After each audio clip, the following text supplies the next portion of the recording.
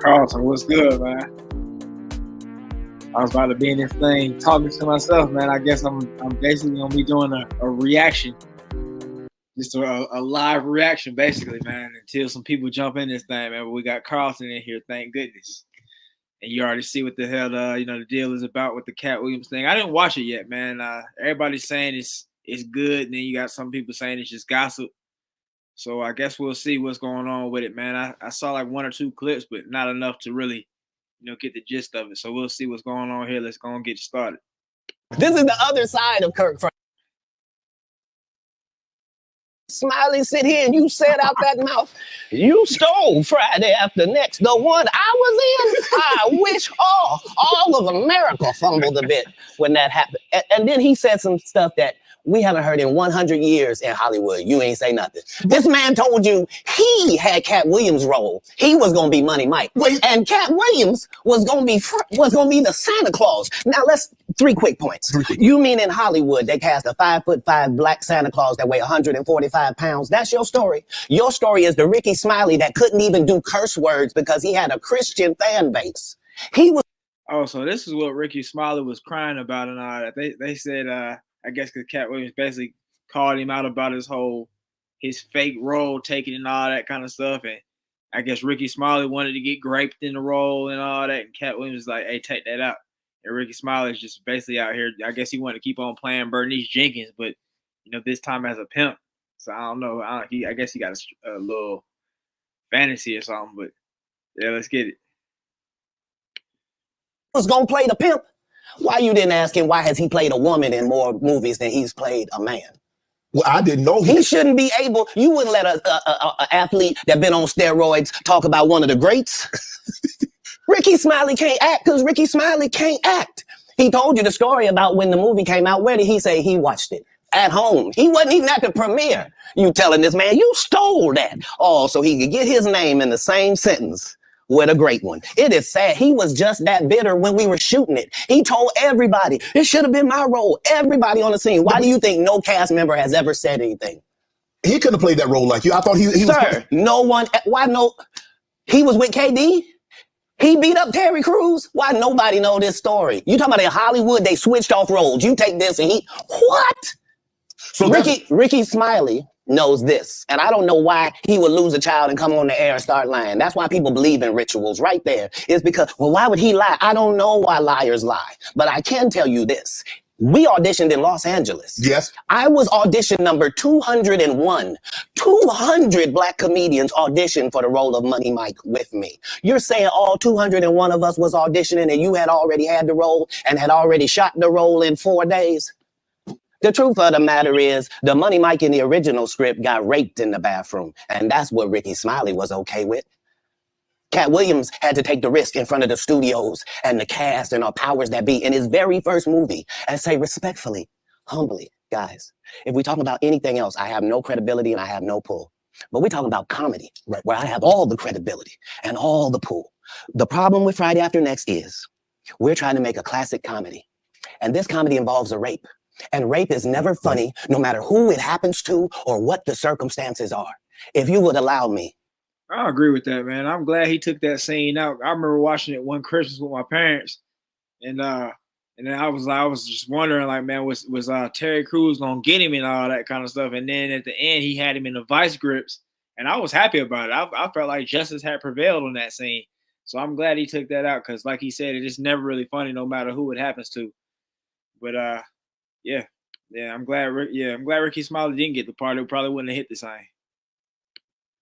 To allow us to do this movie without a black man getting raped in it, I promise you that it will be twice as funny as it would be with him getting raped. So considering that's the real story, why would you bring up that story? 35 members of the cast and crew have never brought up that Ricky Smiley was going to play Money Mike. No one ever saw me put on a Santa Claus suit. We got a wardrobe department. They made a Santa Claus suit for me. Why that wasn't in the bloopers? Why? And here's the other thing. Everything that Money Mike said, Katt Williams wrote. So what Ricky Smiley say on his? You can't say my lines, I wrote them. That's how I already know that I'm going to be funnier than you. What he told everybody was, Katt Williams, don't nobody know who he is. I'm on the radio. I'm with Steve and Said. Everybody know me. That's what he told everybody that would listen to on the set. That's the truth of the matter. He was so egregious, not now, then. He was so egregious that, and Hollywood has never heard this in 100 years. He was so egregious, I put in my contract that I won't work with Ricky Smiley again unless he's in a dress. Now, what was Ricky Smiley's next movie? Was it First Sunday? Did he wear a dress in it? You bet he did. It's in my contract. Why would you put that in your contract, Katt? That's where he's a believable actor. Him and Tyler Perry can't play a man to save their life. They play good women. And I believe that the best actor should be in the best role. So that's... Bro, that's such a diss right there, man. One thing I will say, I think Ricky Smiley had, well, I don't listen to the radio no more, but when I did as a kid, he had a good little segment on the radio in the morning and stuff. It was fun to listen to. And he used to be having that dude, Nephew Tommy, on there. That dude is hilarious with them prank calls and all that kind of stuff. But yeah, Ricky Smiley as an actor, I've never seen like the actual Lil Daryl skit or Bernice Jenkins. I've just kind of heard him making that voice on the radio and all that kind of stuff. So I didn't know like he was running around here like Miss Doubtfire all this time. And Katt Williams basically hold him into position to basically have a whole career as Miss Doubtfire, which that's crazy to be typecast like that. That's why, because when we released that clip and he said that, you responded because he said he was supposed to play Money Mike and you were supposed to play Santa Claus. An outright lie. So that he knows is a lie. So why would you say it? Because he's a liar. Nobody knows why liars lie. And that's why I had to come on the program. Cedric did the same thing. Cedric told you when you asked him, did you steal Katt Williams' joke? Yeah. He said, it don't line up. How it don't line up that I did it on TV in 2018? You came to see me at the Comedy Store do it in 2019 and then did it on the Kings of Comedy. Like, what doesn't line up? This is a televised joke that Mark Curry helped me punch up and get to the level that it was. The same Steve that went to go watch Mark Curry do his whole sitcom and then stole everything Mark Curry had. Now Steve got a sitcom where he the principal and he wear a suit and then he gets this high top fade, making all black men think he got the best lineup in the business. And it's a man unit. Then you ask it, why you not a movie star? I didn't want to be a movie star. This the same Negro that hated on Bernie with this same thing. I didn't want to be a movie star. No, you couldn't be. Hey, bro, to find out that the Steve Harvey lining is a myth, it kind of hurts a little. Well, I guess not, because it's like if you can get a Steve Harvey lining yourself, it's cool. But it's just like, man, you was running around here faking and flogging with a fake ass afro the whole time, bro. Come on, man. That's weak, man. That's so weak. And then I guess, he's further going in on Steve Harvey talking about he wanted to be a movie star. I don't think there's really any movie that I could really see Steve Harvey. What part would Steve Harvey play? Like, is he gonna play like the pastor, the dirty pastor or something like that? Imagine Steve Harvey trying to be in a serious role, or even like I guess he could be like the dad, the unapproving dad, where like the girl, she bring a white boy home or a Chinese boy or something like that, and he's like the unapproving dad or something. Like, he could play that part. He got the big old stupid mustache, the flavor saver mustache full of brute. That's about it. What y'all think? Be a movie star. There are 30,000 new scripts in Hollywood every year. Not one of them asks for a country bumpkin black dude that can't talk good, and look like Mr. Potato Head. There ain't none. You would have to have a range. I played a lot of characters, 60 movie roles. I'm not playing Katt Williams in there. I don't know, Katt. We might not let you drink anymore. The way we ain't even got. I'm not fueled by alcohol. I've had a sip less than you. Damn. The truth don't need motivation. I'm just saying I can't let these dudes lie. Cedric sitting here telling you why he ain't a movie star. He over here look like a walrus. You didn't say nothing. He can't even get his arms off his stomach sitting on there. Why I'm not a movie star. What? It's a situation. He never wrote anything. Remember, when Cedric the Entertainer starts, he's supposed to be singing, dancing, and telling jokes. That's why he's called the Entertainer. Right. We found out he can't sing, can't dance, and doesn't write jokes. He did 4 comedy specials. They're so bad, Shannon, they're not available on Netflix or Tubi. Can I say that again for the audience? They're so bad that they're not available on Netflix or Tubi. You don't think so? You know what's interesting? Like folks used to always hype Cedric the Entertainer up when I was like a kid, but I never ever saw his specials or anything like that. I just know people was like, oh, he funny. And I guess the only thing I really knew him from was the Steve Harvey Show. That's it. He was like the janitor or something like that. He was like the retarded janitor that nobody really respected because he was kind of stupid. So I don't know. I never really checked into Cedric the Entertainer like that to be like, oh yeah, he funny here, goddamn. I think he had like a little show or something like later on when I was a kid too, but I didn't check into it like that. If Cedric the Entertainer is funny, let me know. As a good comedian? The world doesn't think that, sir. I have 12 comedy specials. He has 4 specials that are not available on Netflix or Tubi. It seems to me, Katt, that you had a lot to get off your chest. No. You want to say the record straight. Winners are not allowed to allow losers to rewrite history. I don't say any of these things if my name is not breached by these people on your platform. If you give a liar a platform to lie, then I'm not being messy by saying, hold on, that never happened. It's untrue. And there are hundreds of witnesses for each thing I'm saying. So let me ask you this. What is your relationship with Steve Harvey, Ricky Smiley, and Cedric the Entertainer as you sit here currently? For 30 years, they're a group. These aren't three random guys. The way that Ricky Smiley kept appearing at all of my auditions is because of Steven said he would tell anybody that, listen, they got a gang on that side. They know what it is. They know who the gang is. Why Earthquake not in movies? Because he's illiterate. He can't read. And they found that out when they gave him a show and put the cards in front of him. Like, all of these dudes are co-entwined and they share secrets. And this is the age of truth. And the truth doesn't need to be scared of the fact that people tell lies. Cats on drugs. Where are the stories? Why is there? I'm kind of liking the whole age of truth, man. So far, 2024 has been hitting with the truth, man. I guess the end of 2023 and then 2024, we got the Katt Williams interview. We got the whole P. Diddy accusations and all that kind of stuff. I don't know if anything's gonna happen with that. We got them folks. Well, not them folks, as a win lose the rug would say. Them people, those people, the Sombreritos. You know, they got a little system of tunnels they've been digging over there, and they got so many weird little traditions and whatnot, man. Rob from Black Light Revelation sent me a video that, you know, when they do like the whole circumcision thing, like the preacher like sucks the baby's prick, and it's crazy, bro. It's crazy. This is actually like a tradition that they do. I guess one dude was saying, no, we do it with a tube. And the other dude, he took it a step further. Was like, hey, I'm gonna put my mouth on it, goddamn. You know, when you see that girl that like she looked clean and stuff in the gym, and she looked good and stuff, or just wherever you be like, you know, you be talking with your homeboy, be like, I'll put my mouth on that. That's what the preacher was basically saying to the babies, man, because they so weird, man. Golly, it's weird. But they're trying to basically close that whole tunnel thing off before it even got started. But yeah, man, the age of truth. Let's get it. No story of anybody who ever sold a drug to me, did a drug with me, was around me when I was inebriated. I got 5 daughters. I got 5 sons. Why would we tell these ridiculous stories? Because it's competition. You feel like, well, why comedy guys can't just get along? Yes. Why didn't you get along with the other teams you were competing against? If you're a Denver Bronco, why you don't get along with the Cowboys? Something wrong with you? But I don't disagree. I don't dislike all the Cowboys. Cat, damn, you like this? No, that's okay. Not. What comedian do you like? Did you play against the team? Yes. I've taken 46 comedians with me on the road. 46. Okay.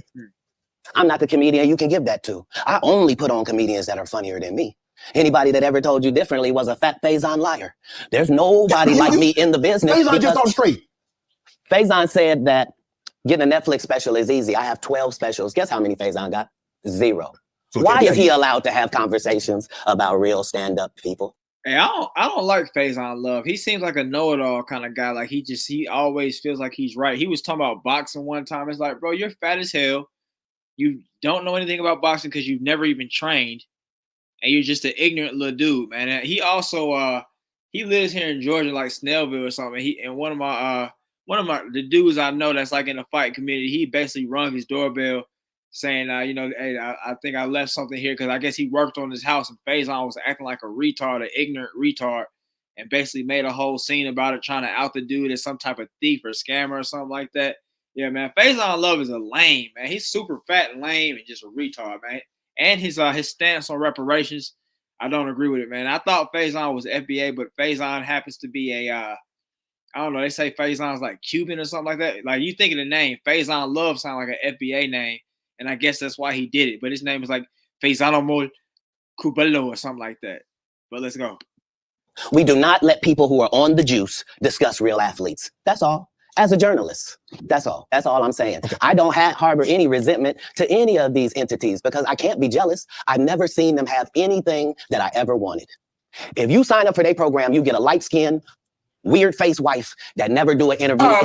Listen, in 20 years, won't do an interview. Nobody's ever talked to her, and that she's never been interviewed anywhere. And now, understand, I'm not talking about one person. What I just told you applies to. So I heard the whole light-skinned wife and all that kind of stuff, but I didn't think about the fact that they never have interviewed any of these people. Like, think about Kevin Hart's wife. You've never heard her say a thing. You ain't heard her say a bitch-ass thing. She just like be looking like a pretty Blasian lady. Then you know, some of these other dudes, they got their little light-skinned wife. You never hear them say anything. I mean, I guess I don't know if you could put like LeBron James' wife in the same category, but I mean, I wouldn't say she's like that, but she don't really be getting interviewed either. But she seems like she doesn't want the spotlight. She seems like she's cool just being like his wife and being like, you know, the mom and taking care of business that way. But yeah, that's interesting, man. I never thought about it. None of them ladies like really have spoke out or had an interview. Let's get it. 7 people. How they all end up with that. That's part of what you get. I came in this business saying I was going to expose. When I talked about Michael Jackson, when I talked about R. Kelly, they canceled me for these things because why would you talk about another black dude? Race is not where the line is drawn. It's God's side and the other side. And we don't care nothing about the other side. Period. Period. All of these big dick deviants is all catching hell in 20. What do y'all think about what he said is race is not where it is. It's about the whole religion thing. I don't really agree with that, to be honest. I think and I think Black Light might have touched on it earlier. He was saying that that religion basically is just another sector of race. I would say yeah. I could say yeah because it's been, I guess, kind of put on to people and everything like that. But I don't think that race is like it's a non-factor. What do you guys think? 2024. It's up for all of them. It don't matter if you Diddy or whoever you is. TGJ, any of them. All lies will be exposed. That's all. And anyone who takes that the wrong way, know why they take it the wrong way. The truth is the light. I can have another one of these. Amen. Amen. I kind of get on here. All right. After that, I don't really kind of know where to go. Let me one more time. Right. We good now? Because the people want to know, why would he get blackballed? Yeah, because in 30 years, I've done nothing but collect information, knowledge, and your secrets. So if you and a man was in a corner doing something you wasn't supposed to be doing, you will tell it. No, somebody come to tell me. Okay. I gather that. I value that. I'll pay for that. Come, tell me. I know so many things I shouldn't know, and they all know it. They all know it. Why? Because you don't make me the villain. Not the guy that raises black children and ain't never done a hard drug in his life and don't have no stories of doing nobody dirty. And they'll just go out and they'll lie. The industry doesn't mess with Katt because he didn't show up for the studio. No studios. Bro, this whole time before this interview, I swore up and down that Katt Williams was a J. I swore up and down he was on the cocaine and on the crack and on the heroin and all that. I swore up and down he was a J. But it turns out he ain't done nothing but probably smoke a little gas. That's crazy. That's crazy how the media can spin your whole narrative like that. Have ever said that. Look at my IMDb. It will show you that no studio has ever lost money with me on the script. How? That's why I'm saying, that's why I can't let Ricky Smiley say he was supposed to play Money Mike, because I wrote the words for Money Mike. I designed the hair for Money Mike. I collaborated with the wardrobe department and made outfits to make sure that no one in America would be wearing what Money Mike was wearing. I told him to go get the Prowler. I then told him to paint it purple. I told him don't have an actor playing a pimp. We could get an actual pimp, Archbishop Magic Don Juan, to play. Like, I did far too much work for somebody to come years later and try to tag along just for their own self-aggrandizement. Why didn't Cube set the record straight? Terry Crews could have set the record straight. Mike Epps could have set the record straight. Why none of them set the record straight? That's what you were supposed to ask him when he told you those lies that no one's ever heard. Right, but he's telling you something no one's ever heard of. Nobody has ever heard, oh, Ben Affleck and Matt Damon was in a movie and somebody said, y'all should switch roles.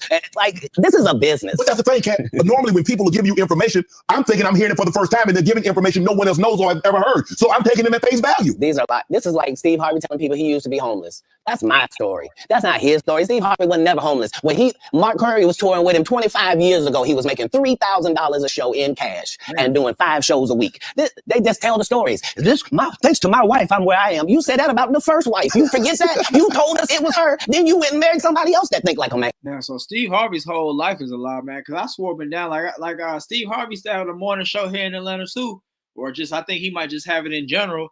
But, you know, that used to be his story, like his way of motivating folks. Like, he'll be like, yeah, I used to be homeless on my mama porch, on my grandma's porch. I didn't know what I was going to do with myself.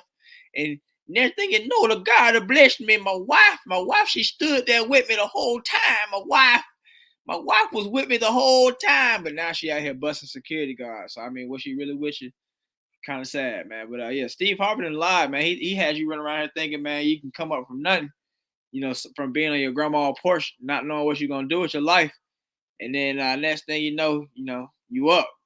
If it seemed it was a story that you was able to resonate with, because some of us have done been there, man. You know, you on your grandma's porch at your grandma's house trying to figure out what you're gonna do, at that certain, at the high school or something like that, and you just lied. But yeah. Like, what are you talking about? They think they can rewrite history. Guy Torrey did a beautiful special about the Comedy Store and Fat Tuesday, where he said that Steve and Cedric and Kevin Hart and Tiffany Haddish came through there and made All lies. Steve and Cedric never performed at the Comedy Store at all. Tiffany was only seen at the Laugh Factory. In 15 years in Hollywood, no one in Hollywood has a memory of going to a sold-out Kevin Hart show, there being a line for him ever getting a standing ovation at any comedy club. He already had his deals when he got here. Have we heard of a comedian that came to LA and in his first year in LA, he had his own sitcom on network television and had his own movie called... I'll admit, Kevin Hart is not funny. Kevin Hart's not funny stand-up wise. Kevin Hart is pretty funny, you know, within movies, you know, within certain parts of movies. I think he's pretty funny. Sometimes he overdoes it with the whole overly goofy act. But for the most part, I'll say Kevin Hart is, you know, he's good in his movies. He's funny in his movies. And I met him in person, like on set and stuff. He seemed like a cool dude, to be honest. But you know, I guess if he run around here bussy popping and taking little special deals, taking little backdoor deals, backdoorian deals, as Corey Holcomb would say, I don't know about all that. Let's get it. Also playing that he was leading. No, we've never heard of that before that person or since that person. What do you think a plant is? Maybe people don't understand the definitions of these words. He just did his documentary with Chris Rock where he shows you that his whole upbringing in comedy was on the East Coast. Yeah, it was. So how simultaneously was he here in Los Angeles doing the same thing? It didn't happen. It didn't happen. And I hate to seem like a petty individual for picking apart lies, but Jussie Smollett gonna keep lying until you say we don't believe you. Like, it's important in the checks and balances of the universe that liars not get to make complete narratives for themselves. Are you not afraid about being blackballed again? These are some power people. What do you mean again? These people are not powerful. Satan can't create anything. That includes blessings for his people. That's why, you know what the number one job of somebody that they stole in Hollywood is? What? Is to act like it didn't happen. They all do the same job. Why do you think Gary Owen can't cross over and he already white and been in comedy for 25 years? If what I say ain't the case.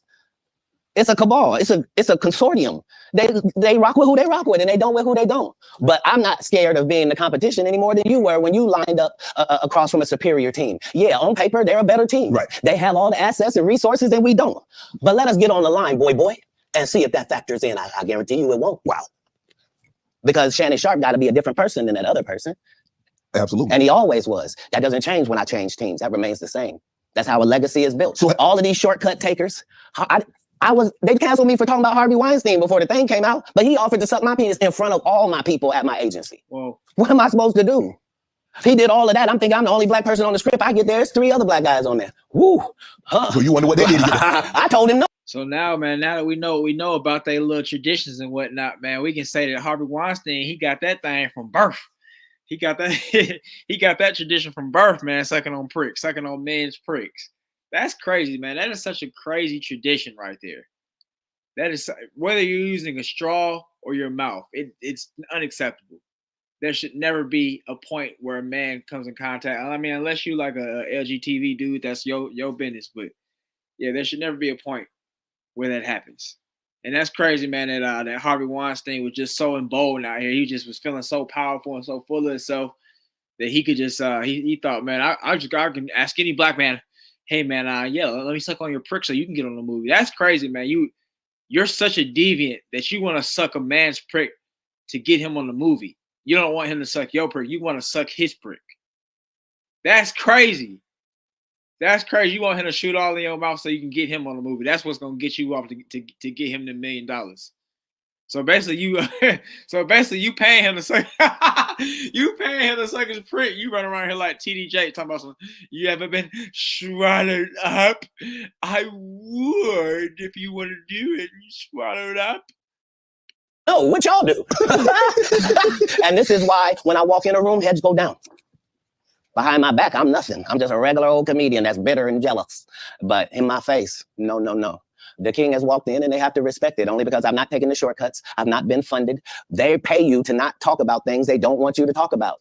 They tell you that themselves. I can't do that because Steve told you that he stopped doing stand-up because he has 7 TV shows. The only problem is when he stopped stand-up, he didn't have those 7 TV shows. He stopped stand-up because he got in a comedy battle called the Championship of Stand-Up Comedy with one Katt Williams in Detroit in front of 10,000 people and lost because Katt Williams said he was actually bald and that was a wig. And I went in and that's why he couldn't do stand-up anymore. Imagine him coming to tell you another story where he got so big and it was Bernie and them's fault because they wanted to be movie stars. What? Uh-oh.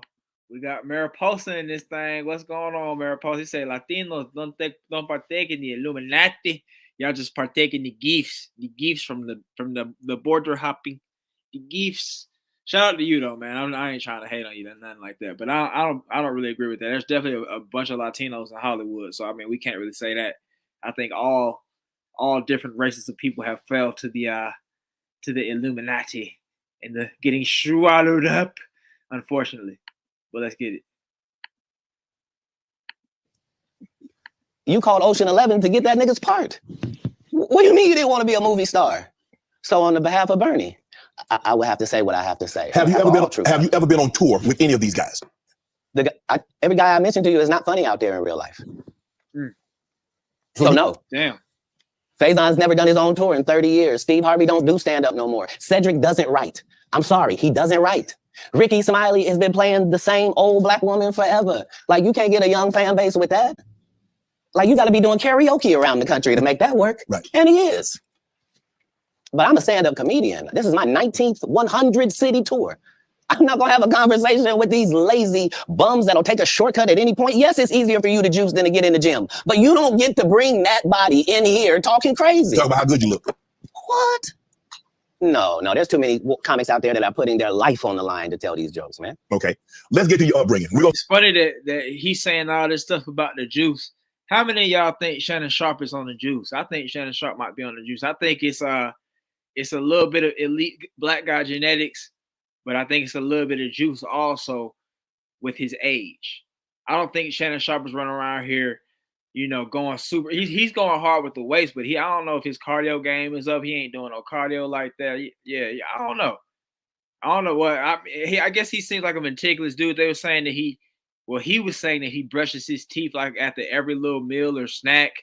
So he might be eating so clean to the point where he just keeps a six-pack at all points of his life, no matter what.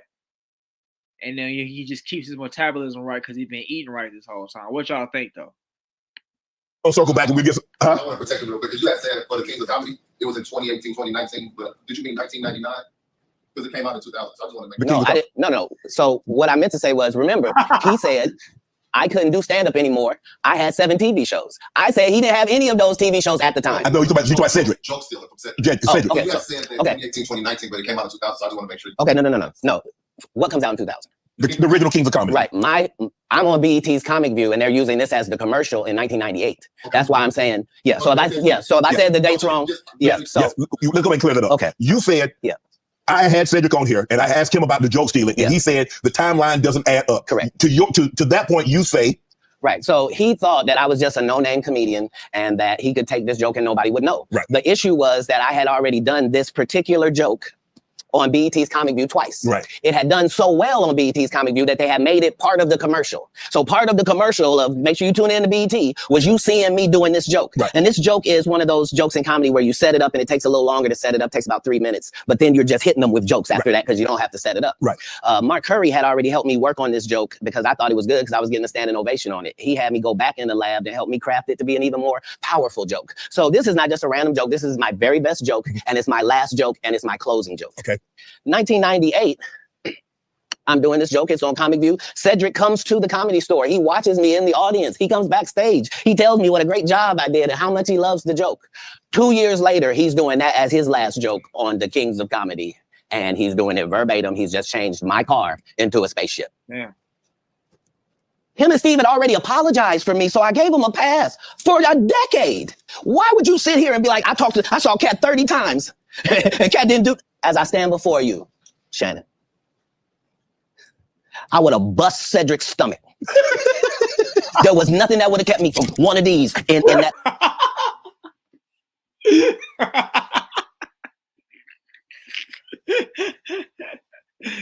Cedric does have a very poppable stomach, man. He hitting with a quick body shot, man.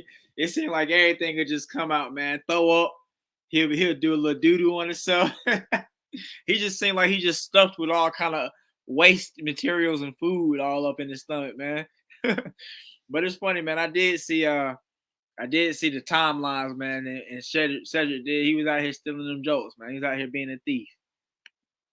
That patch right there. Like, are you kidding me? Why would you downplay me like that? Why did I give you a pass if you were just gonna lie? And so that's what I'm saying. Like, they're all a group. Cedric, Steve, Ricky, they've been a group. Everybody knows that. They've been aligned. And there are these alliances in comedy. And if you stand against them, then they sometimes have a problem. But we don't let that change the content, because that's all you know me for, is that I'm quite likely to tell the whole truth and nothing but the truth. So help me God. Can you believe we're this deep into the NFL season? We got to make every second count. With DraftKings Sportsbook, you can make the most out of every game day. Bet on your favorite team for a shot at winning big bucks. New customers can score 150 instantly in bonus bets for betting 5 on any matchup. Get in on the action with DraftKings Sportsbook, an official sports betting. Katt Williams coming up. I was often confused because I knew things and I wasn't sure how I knew them. I knew things that I felt like I don't have a reason that I know this, but Hey, while we're in here, man, I just want to say shout out to the 5 to 7 people that's in here watching with me and giving their feedback on it, and the people that's even coming in and out that's that's checking in. I appreciate y'all. I love to read. I was voracious because they told me when I was young that knowledge was powerful.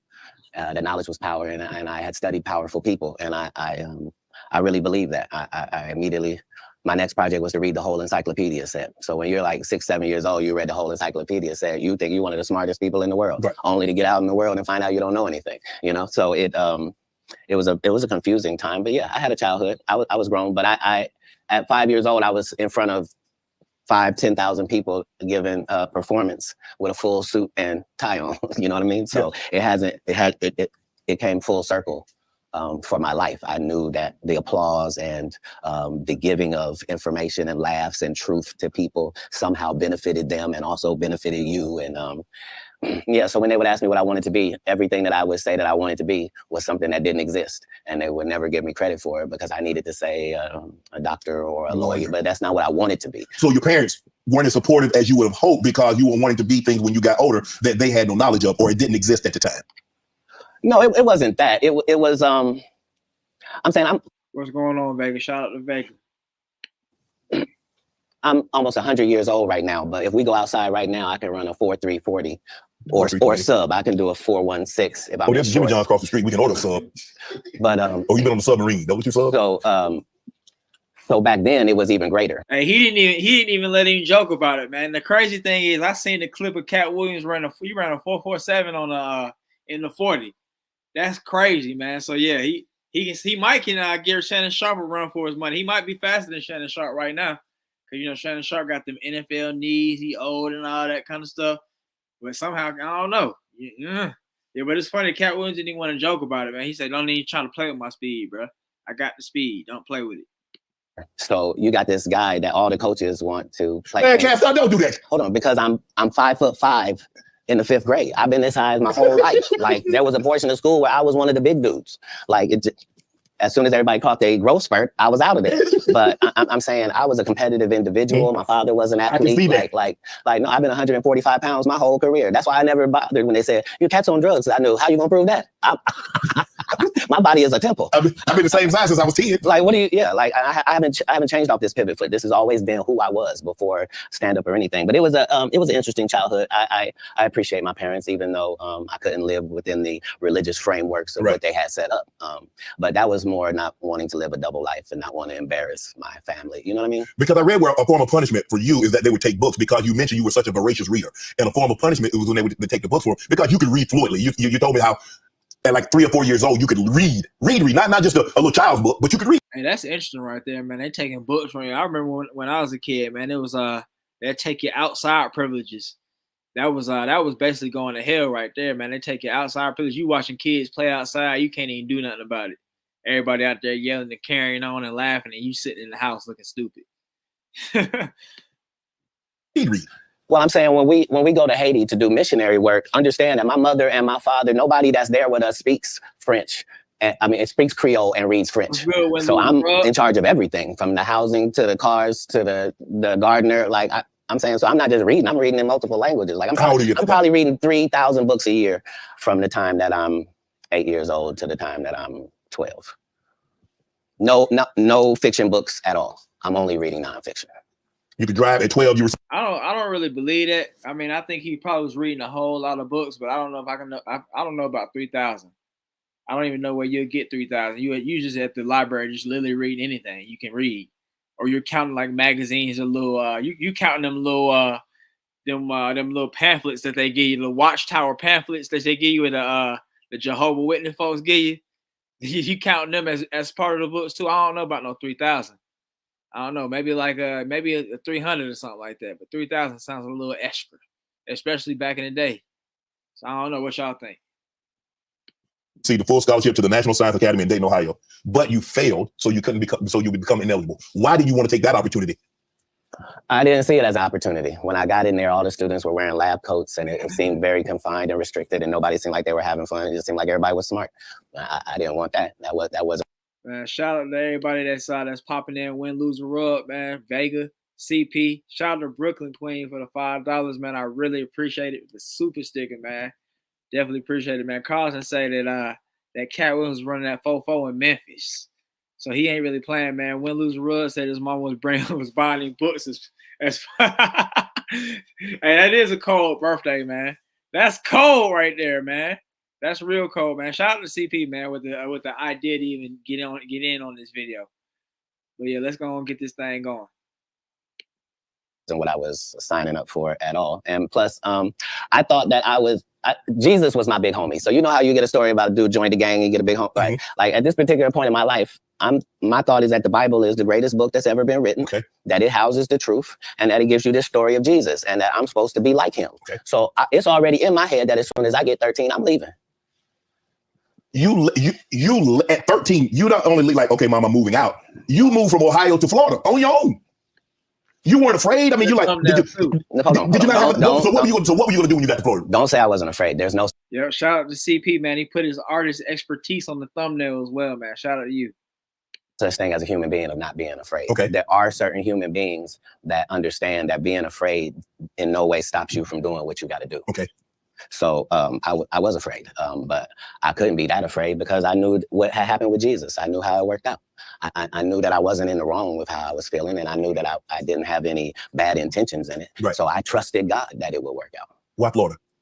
Because if you're raised in Ohio, the one thing on your list is, I'm gonna get away from snow, and I'm gonna get as far. I want to go. Tell me the place. I literally went to a truck stop and I asked all the truck drivers where they was going, and there was one guy going to California, and there was one guy going to Florida, and they told me how long it was gonna take, and so that's why I ended up in Miami.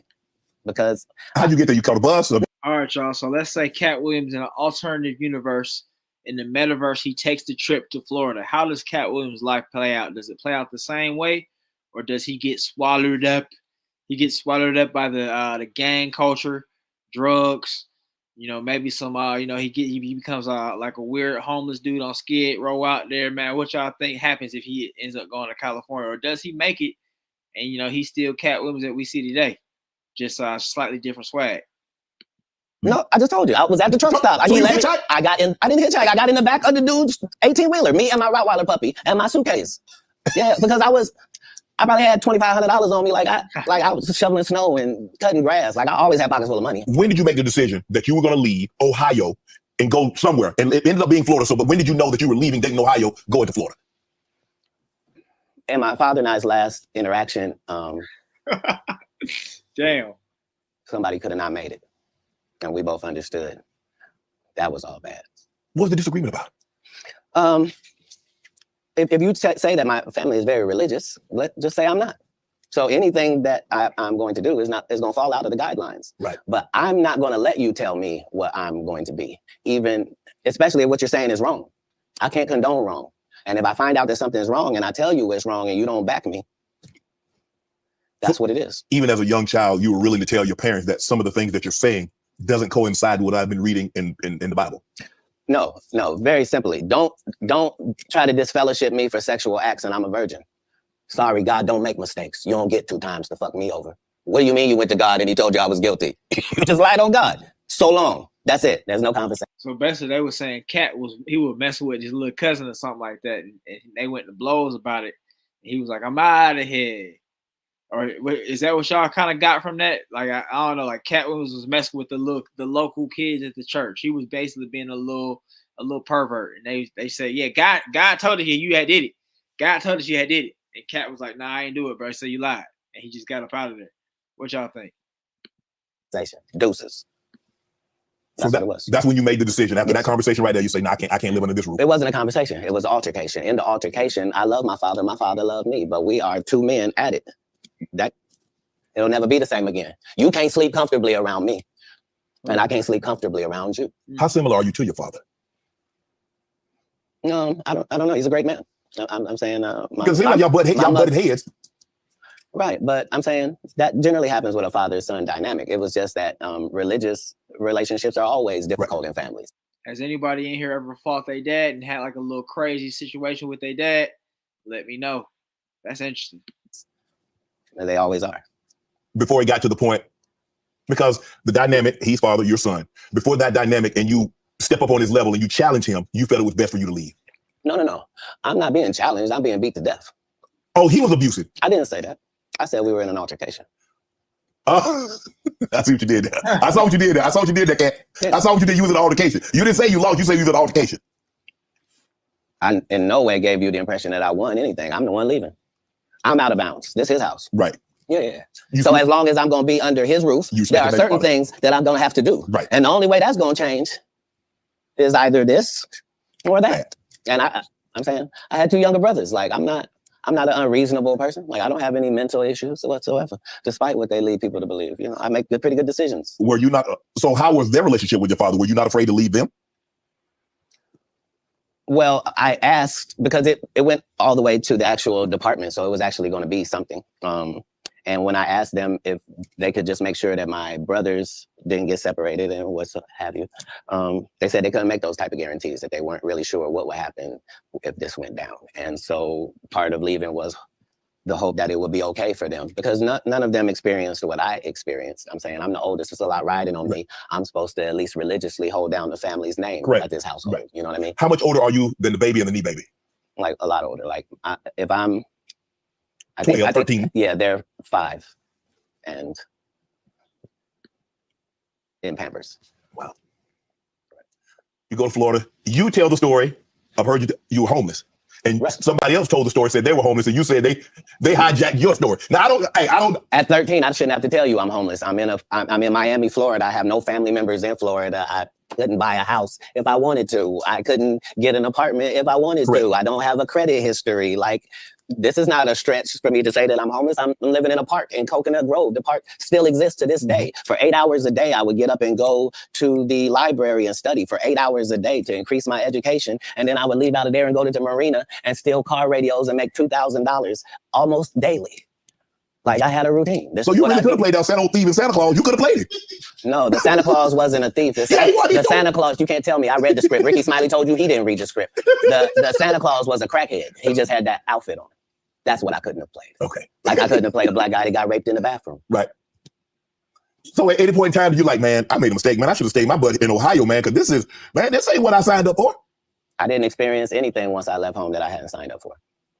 If anything, it saved my life. Me being homeless for that small period of time allowed me to see all of the people that were in that situation, and to see that these were lawyers and doctors and teachers, and that these people were white and black and Asian and Indian. And the only thing that all of these homeless people had in common was they made a bad decision and aligned themselves with drugs. And to be honest, I know this is kind of like a tangent, but not Kevin, but Shannon Sharp should have been did this. He should have been drop old Skip Bayless. What did you need Skip Bayless to validate you for? You're not. Skip Bayless is lame. He doesn't have any personality. He has no type of sport background where you can respect his opinions. But Shannon Sharp has, he has all that. He has personality. He has a sports background. And he's not lame. Well, I mean, he kind of got that little weird talking all that. Some people might say he a bussy dude, but yeah. He should have been did this. I interviewed them all. What drug? And guess what, Shannon? Nobody had a great story. Nobody had a great story of what meth had done for them, what crack had done for them. Bro, I hate people that break into cars, bro. One time somebody broke into my mom's car when we was living in back in our old neighborhood, and they stole her gun. They stole like her clippers and all that. My mom do hair and all that shit, so they stole her clippers and all that kind of stuff. And then the next time, they just went ahead and finished the job off. They just stole our whole car, man. We was down, we was down bad for real off of that, man. So yeah, man. Like it's like, man. I understand he had to go do all that to get his money and all that, but it's like, bro, I still hate thieves. I especially hate people that break into your car and all that kind of stuff. It's super annoying. Super annoying. CP says facts. He doing the same thing to Stephen A. Yeah, man. Yeah, I'm glad that Stephen A. Yes, they should have both been out of Skip Bayless here or out of ESPN. Period. Just doing their own thing.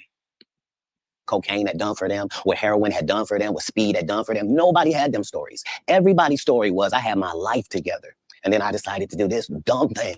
And I lost my wife, I lost my house, I lost my cars, I lost my reputation, and I'm now out here sucking penis in the woods. What? Talk about scared straight. You ain't got to worry about me. If it ain't weed or nicotine, you won't see me touching it. I don't want no parts. I done seen what these things can do to people. Anything that take over your free will is the devil itself. Have you ever thought about what your life would have been had you stayed in Dayton, Ohio? Yeah, bro, the burner. They got us. No, that's like asking somebody that's in the NBA for 14 years, like, what would have happened if you didn't come to the NBA? Oh, I shudder to think. I thought it was what I was made for. I thought it was what I was built for. Anybody that knows me will tell you that when they first met Katt Williams, when I was Cat in the Hat, and they tell these stories about how he changed his name. Look, the truth of the matter is Disney sued me. Yeah, I was Cat in the Hat. They sent me a cease and desist letter, and I'm not even making $25,000 a year. And the mega company Disney has sent me a cease and desist telling me I can't use any variations of that name. Fine, I'm Katt Williams. That's all that happened. I have been this same product the entire time. They would tell you when they first saw me doing stand-up, I was just like this. This is what I bring. This is my style. When did you know you were you always funny? Did you always want to be a comedian? How did you stumble on the comedianship? No, I loved what they did. And so I studied them, all of them. I studied all of the white comedians because I wanted to know, why is Monty Python funny? Why is Don not so talented? I wanted to know, what is George Carlin's thing? Like, so I studied all of the comedy masters. Okay. Clarifying the situation. CP said no. He was saying that Shannon was tooting up for Stephen A. Smith like he need. Yeah, you're right. He was tooting up. I was just basically saying, yeah, he needed to get up out of there. But yeah, you're right. He was tooting up for them folks real bad, especially when Stephen A. I mean, not Stephen A. But what's the little dude that Skip Bayless like? Put your glasses back on. Put your glasses back on. He said.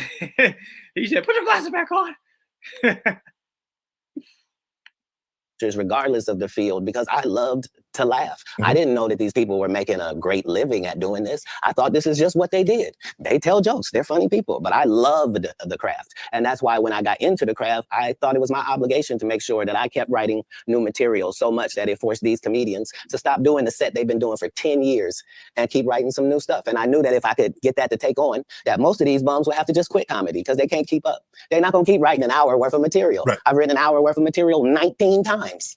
They're not going to do it. Why? Because they're not creative writers. They want to get somebody else and have them write it and put it together. So if I'm listening to you correct me if I'm wrong. I think the best thing that ever happened was the internet, because now they have to. Because normally, like you said, you could do a set and you do that set in Kansas City. People ain't heard it in San Francisco. People ain't heard it in Miami. They ain't heard it in Detroit, Chicago, Atlanta, so forth and so on. Now you do a set, it's on the internet. Somebody heard it. So you can't do a set and make it last 3 months, 4 months. Well,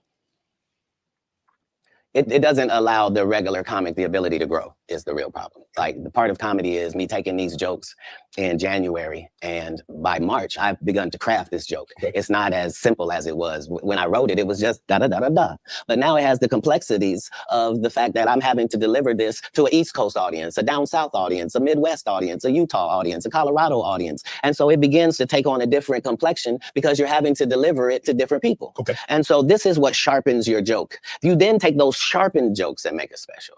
Not you just randomly take some. Mm-hmm. So it's a process. You don't allow them to process if the first time the guy did the joke, now that's his joke and the joke is everywhere. That just sets it up for people to steal. So how many times must you tell a joke before you master it? How many times have you had to sleep with a woman before you're done with her? That's not fair. If it's great, never. if it ceases to have usefulness, so it has been spoken. Right. I read that you was raised in Florida. You had some help, some ladies of the night. No. That's not true. No, that whole story doesn't take place in Florida. That story takes place in Oklahoma City. Okay. So after I'm in Florida, I then join, I tried to join the Marine Corps and they won't accept me because I'm too young, and I've lied and told them I'm 16 and my family's moving down and I don't have my ID, but it's coming. And so they let me go to the boot camp. That's not going to work now. Okay. So I've learned that lesson. So then I get this job selling stuff door to door across the country. And so I've been to all 50 states. Again, I'm 14 years old. So I did that. While I'm doing that, one of the places I'm in Oklahoma, mm-hmm. and I've decided I'm going to stay here because of meeting these ladies that you're talking about, mm-hmm. and that situation. I don't know at the time why that's important in my life or why it's something I should be doing or any of that. But now later on, it certainly helps me in formulating Money Mike for Friday After Next, Right. and a pimp named Slickback for the Boondocks. Oklahoma, so San Francisco, Oklahoma, Sacramento. From Florida, you moved to the West Coast. So you're traveling. When did you set up shop on the West Coast? How old were you then? So I guess I'm 18 or younger, and once I have a child, I realized that I can't. It's a lot of things that I could use to make money that now is a no-go. So anything with street aspirations that. So does Katt Williams have like any biological kids, or are all his kids adopted? And if they're all adopted, do y'all think that that's weird, or do y'all think that's like, man, everybody need a chance now? Like Katt Williams doing a good job, man. Everybody need a chance now. What y'all think? That I might have thought about pursuing or being good at. I now am a single parent, and I gotta redo this thing. So I need comedy to really work out for me. Right. And me and God go into extreme conversation where I'm explaining to him that I'm a crash out dummy if he don't send me a lifeline. Like I need something I can hold on to. Before I left Florida, I did stand up one time because we was trying to get in the club. I didn't have ID. So I said I was a comedian. They ended up having me do 5 minutes. But I kept that in my head that I had done that. When we get to Oklahoma, they're having a competition for stand-up. And if you win, you get to go out on the road with Jeff Foxworthy and Dan Whitney, who is Larry the Cable Guy, and Richard Jenny, and these great comics. You get to open for them. And once I did that, I realized, okay, as a comedian, I'm like way behind schedule. I done started this too late.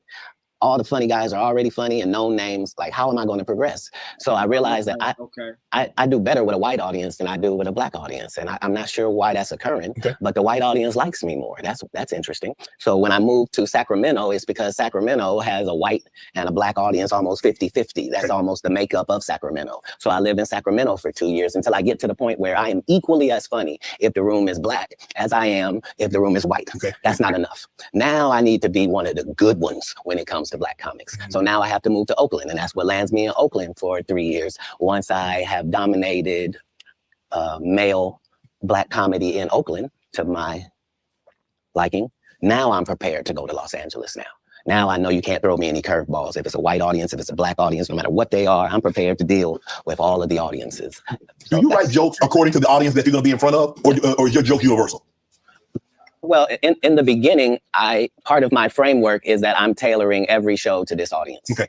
And that's how I was able to show my range and show that I was better than my competitors, is that I'm Katt Williams, but I was still doing clean comedy. So I was still going to churches and doing 45 minutes of stand-up at the church with no curse words, no sex, drug material, no none of that, just straight stand-up. And then I was doing everything else. And at the regular club. Yeah, that was the range, is that when in Rome, do as the Romans do. So that's how I started. But as you begin to get better, you begin to be able to speak to your entire fan base. And that's really what's been helpful, is that I've been having the same conversation with my fan base for 12 comedy specials.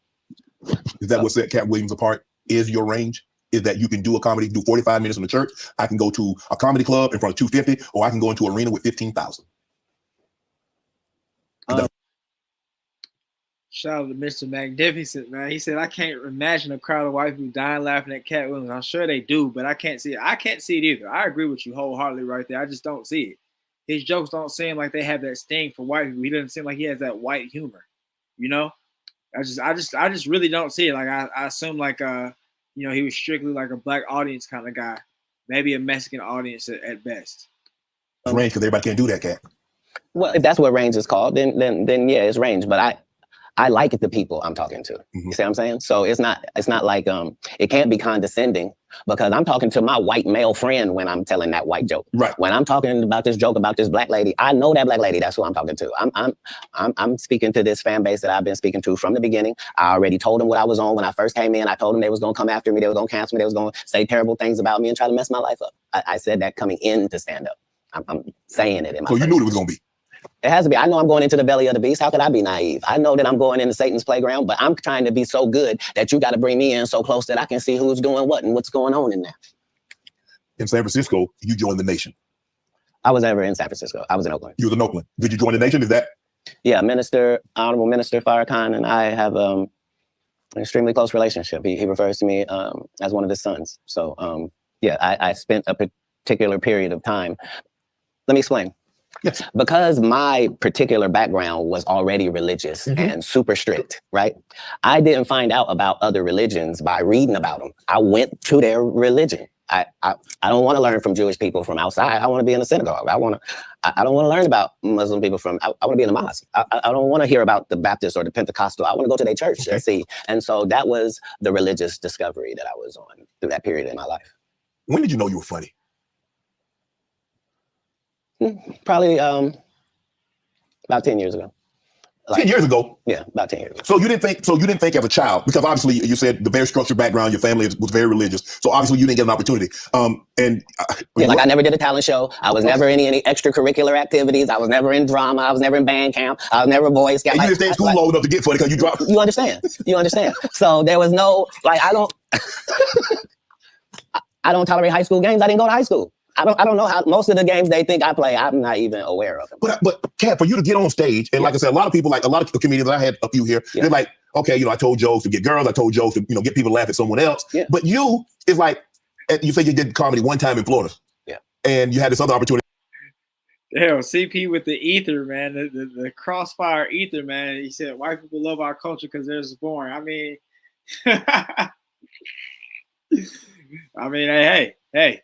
But what do y'all think about him saying he didn't go to high school? That's pretty interesting, man. He didn't do no high school. I guess that's what he said the whole library and all that was for. He was reading them books to get his education up. I guess it's possible, man. I guess he's showing you don't need all that extra. Really, like in Oklahoma, that they were gonna take you out if you won the talent show. You was gonna go on the road with these well-known comedians. And I did. But I'm just saying, how in Florida at 13, 14 years of age, you're like 16, I can do that.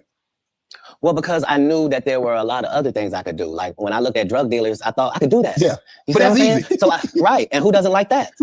Right. I'm trying to figure out how I'm gonna make it. But now that I got to do it on this side, but no, your question was, when did I think I was funny? I never was my biggest fan. To this day, I'm not the biggest fan. I'm a fan of comedy. I like great comedians. Like I like Chappelle. I like Patrice O'Neal. Like I like the greats of comedy because I do. Like I like Ron White. I like Bill Engvall. Like I know comics. Like people that did the craft. They raised me. I was touring with Steve Marmel and Richard Jenney, a real journeyman. So my comedy upbringing was standard.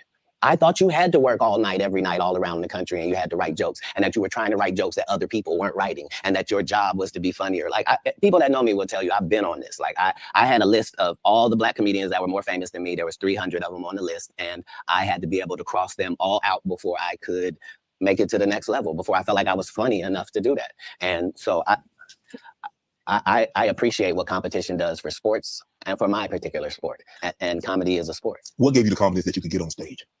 You remember, I was 5 years old on stage. Okay. So but I was reiterating God's word at that point. Now I just have to make sure that the content is good. If the content is good, what part can I not do? I'm a vessel. He's given me these gifts to be able to do certain things. So I just want to utilize them in my craft. That's all. Do you remember your first set? Mm-hmm. How long? 5-10 minutes? No. I think 3 minutes. 3 minutes. Yeah. Standing ovation, boos, some applause, some jeers. No, none of that. They applauded like I was a professional at it. But now looking back, I understand, because you got to understand, they were all thinking, he don't even look old enough to be in here. And we don't have any Black guys that live in this town. Right. Where did he come from? And then he gets up there, and for 3 minutes, he talks about the fact that he is the entire Black community. Right. And he is as disappointed in them. It looked like they looking for where the rest of them is. And so is he. And that was his set. But I understood from that point that the truth is really the commodity, and the fact that we are all individuals and all separate and all our own islands, but not in real life. In real life, it's only 5 or 6 different types of people, and you're going to see them everywhere that you go. And all my enemies all look the same in the eyes, whether it's Faison, Wanda, Aries Spears, they all look like... Man, what you got to get Wanda Sykes? You think I don't remember that? Sir, Wanda Sykes and Wanda Smith are 2 separate people. I mean, Wanda Smith. And I had only said one name, sir. Wanda Sykes is amazing. I love Wanda. And I agree. I love Wanda. That's my girl. I remember on the radio, you went on a radio interview. If I'm not mistaken, that's in Atlanta. Right. And you came on there with seemingly good intentions. And she attacked you. It wasn't just that part. It was the fact that before I go in there, she has a conversation about, okay, now, I just want to talk to you because you just wanted Emmy for the city of Atlanta, and this is in Atlanta, and they just want to hear about the Emmy and hear from you and to thank you for what you did putting the city on. Right. And we won't talk about your kids. We won't talk about jail, no cases. We ain't gonna talk about none of that. Right. And immediately gets in there and goes the opposite way. You can't flip up on me because you're an inferior comedian. I'm going to destroy you, and I'm never gonna call you out of your name. I'm never gonna say anything disrespectful to people that look like you. It's a very thin line I got to call, but this lady is trying to embarrass me in front of a largely homosexual fan base. That's why she got canceled. Gay people don't take it kindly that you would, as a derogatory, call me gay. Gay people don't feel like it's. That's interesting, but I feel like I've heard gay people also try to say that like a straight man is gay to kind of like take him down a peg as well. So I don't know, but he did. He ethered old Wanda. Yeah, she wasn't never the same. Derogatory. So why are you trying to shame me with something in a community I don't even belong in? There's no gay people saying I belong over there or been over there. But I have no hatred of over there, and how dare you? You did a number on it, though. Hey. You did a number on it. That's legendary. No, you either believe in karma or you don't. Because I didn't even know any of the stuff that she had done to my fellow comedians until afterwards. I just know that it was a setup. Right. And remember, they tried to kill me this same weekend. Not in jokes. With a real gun in my real face on real camera. Understand I'm losing my life for participating in something that goes along with my job. Like, there's two comedians. What do you mean? And the world was okay with it because it was me. Had that happened to anyone else, the world went crazy when Will smacked Chris. This is a person pulling a whole gun on a comedian in the confines of their job. It's really a weird situation when they hate you that bad. Yeah. Yeah. You felt she hated you at that moment because you mentioned that she said it was going to be very professional. Oh, you want an Emmy? Congratulations. You put the city on. You own for the city. Yada, yada, yada. And now, did she mention anything about the Emmy on camera?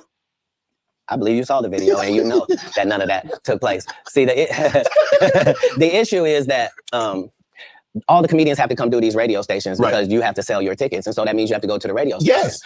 I don't go to the radio station and I don't make posts to sell tickets. I just don't. So you've not seen me. I'm not here in some subservient position where somebody sent me over. You here out of the kindness of your heart. You are. No, I'm saying in the interview situation. Yes, yeah, right. For sure. Yeah, and this person knew I wasn't there for that, or But how hard? Because you have to understand, she is a female. What's that? That was what's that? Frank Skin Wanda. Was that her? She was on V103, I think. I never really. I don't know. I just didn't care for her. And so you have to be careful. You have to hammer her with kid gloves, sir. You want to go ahead and take that out? You don't want to be against equality, do you? No. What you just said was very unequal, sir. But I think maybe you've had enough of this. Because I think I just heard you say that women are not equal and should be treated unequally. They want to be treated. You mean as a comedian? No. They want. Listen, you understand and I understand. Yeah. In certain situations, they want to be treated equal. Not all situations. And what part of what you saw her get? What part would have been different if she was a man? It would have just been more vicious. Yeah, that's my point. I took all the vicious and venom away because I didn't have any. Plus, I understood. I'm not trying to offend black women with short hair. I'm not trying to offend heavyset women. I'm not trying to upset fellow comedians. I'm not trying to do any of that. And I am qualified to be able to do none of that and still eviscerate you because I'm smart enough to know that I need to say that you have gnarled fingers because I know your limited education means you don't know what the word means. So you can't possibly respond to it. You're not sure of the meaning. And I'm going to continue hitting you because this is what comedians do. Right. You've been masquerading that you're a comedian too. And that's the fallacy. Yeah, he destroyed her, man. He destroyed her. She was over there. And her roasts were, it was like, when you roast that kid that like he or she has never really been they ain't never really had a roast. They ain't never been quick on their feet. So they say some real lame stuff back.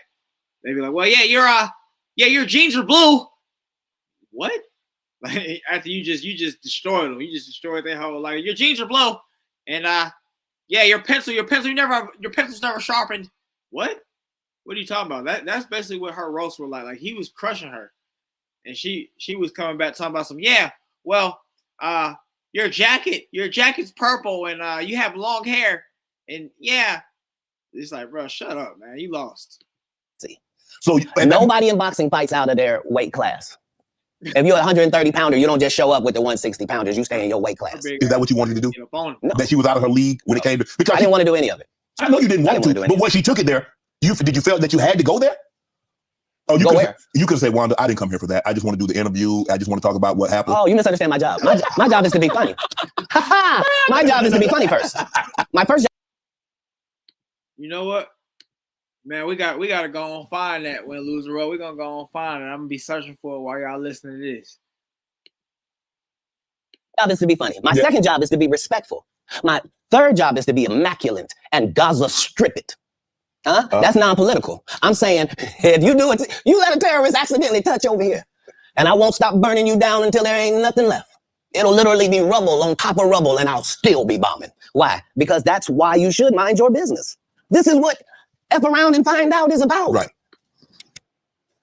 Have you ever been booed, Katt? Yes. Yeah, I have.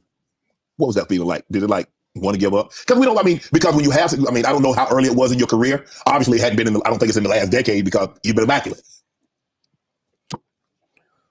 Have you ever dropped a pass? I have.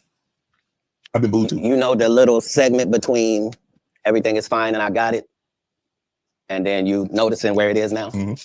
Yeah, it's that. The thing about as a comedian, the audience's opinion is the only opinion that matters, not you, the writer, not none of that. And so I don't think any comedian has ever been booed unnecessarily either. They deserve it. All right, let's go on get into this. Let's hit Wanda Smith real quick, man. Let's go check this guy out. Let's go on check this guy out real quick, man. Wanda Smith get roasted.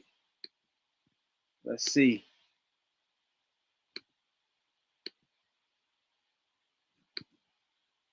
Controversial Radio. Let's go. Independent.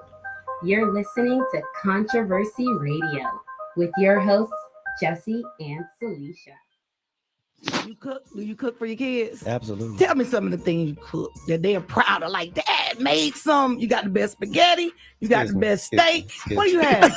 And this lady, first off, looking like this, you should have known damn well you should have stayed in your lane. You got this trash ass lipstick on. Your hair is looking hit. You big. I mean, what are we doing? As a father of 7 with an unlimited food budget, you can make whatever is necessary. I with said 7, what they like. Excuse me. I said, answering. what do they like? Just because you're a poor interviewer doesn't mean. I said you answer the question and just tell me. Man, you're a strong like. Black woman. Is it okay for me to answer? Come on. You keep interrupting the answer. Everyone can hear it. It sounds like you like me a little bit. It's starting to bleed over the airwaves. It is. Oh, really? And he kind of got her a little bit. Her fat ass, she knows she just take what she can get, goddamn. So that's why she laughing at that. Because if you in a full-blown roast battle with somebody, you ain't about to sit there and acknowledge like little digs like that to them in a positive way. So yes, I think she was feeling them a little bit. I want to let everybody know that Wanda got some lipstick on right now with enough glitter for the 4th of July. That's right. Kissable lips. How many kids you got, Wanda? I have 3 boys. Excellent. Yes, I do. Aren't boys simple? Mm-hmm. Aren't boys simple? They can be. They can be. Yeah. Wanda knows she. I'm what? She didn't do as much cooking in the latter years as she did in the beginning. Whatever. I cook. I do it all. I didn't say that you Well, didn't. that's all right. I did it in the beginning and the middle and the end. What's your favorite thing to cook? Your boys, They like for me to. I do a really nice broccoli. They like my broccoli. Hey, I'm surprised this dude didn't catch no strays, man. Hold on, let me go back. What the hell? Hey, let me go on back. I do a really nice broccoli. They like my broccoli. What's your favorite thing to cook? Your boys, They look at God. What the hell? This dude didn't catch. I guess that's why he shut his ass up. He was over there being nice, man. This dude, God, man. God, let's go. Like for me to. I do a really nice broccoli. They like my broccoli and they love my baked chicken. Hey, right now, look up your phone and see what it takes to make broccoli, and tell me does it say? Both broccoli and baked chicken are nothingless meals. There's nothing to prepare for yourself. That's something that your mom taught you when you was like way younger. Like, go and bake that chicken now. And make that broccoli if you want something to eat. Now that's when your mom being lazy or something like that, or she got to work late and you ain't got nobody to do nothing for you at the house. She tell you to do that, man. Baking chicken is literally just put the chicken in the oven with a little seasoning on it and let that thing hit for about 45 minutes or something like that. Broccoli, like he said, boiling water. So yeah, she just made herself look. She made herself look like an idiot. The idiocy is strong here. Like in this roast battle, not only is she getting roasted, it's like she don't even got the wherewithal to be like, oh yeah, this shit gonna make me look stupid. You know how some people like they're just so oblivious to everything around them. They don't realize that what they're saying makes them further look dumb in the roast or the whatever the debate is. Heat up water. Shut up. That's the only step in broccoli. Heat up water. Whatever. Simmer. Have you ever heard of burned broccoli? Can you burn broccoli? You can't burn it because it's made in a pot of water. You don't know nothing about. You know what her second meal they love from it? What I do with corn. I like to get it out that can and I put it in there. And then I get a can of water and I put it on there. And then I get some Zatarain's. They don't expect that. I sprinkle Zatarain's on my great corn. cook. Whatever. Yes, ma'am. You good at heating stuff up. You're good at telling us about what's going on in jail. Yes, ma'am, and getting out to tell you. But I'm going to tell you at an arena named Phillips, and you going to tell me at the Atlanta Comedy Theater. That's right, true. Tomorrow, be there. All right. Red Grant show, I know I'll be there. Don't miss it. Red Grant, Katt Williams, thank y'all for coming through, man. Yes. And thank you for having me. Thank you for coming in. I see why people come to Wanda's show. Yeah. Right. Because Frank Ski puts it down. That's right. Get on out here with your crazy ass. Is he crazy? And help me get to the salon. All right, it's the People Station Viewer 3. Your hair is kind of. Yeah, how you gonna say that and you looking like you look? Looking like you look. That joint was. My hair is 19 inches long and I have no perm. You don't? Oops. Oh, that's not a perm. No, it is not. Nice lady. That's Come run one of your gnarled fingers. Come here.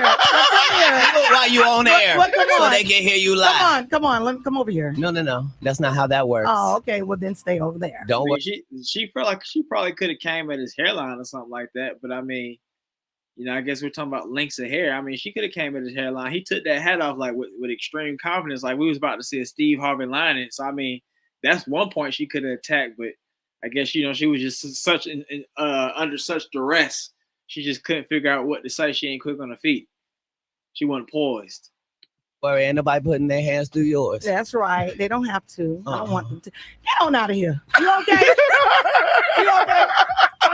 Only one of our hands moving while we talk. Are you all right this morning? Are you okay? Red Grant, Atlanta Comedy. Tell Wanda to take off them headphones and that wig. And make sure that wig and that headphones come together. Them old ass clothes you got on. How about that? Yeah, they're old. Versace, yeah. It doesn't matter. It doesn't matter. She said, Versace. I want to apologize to the people at Versace Collection.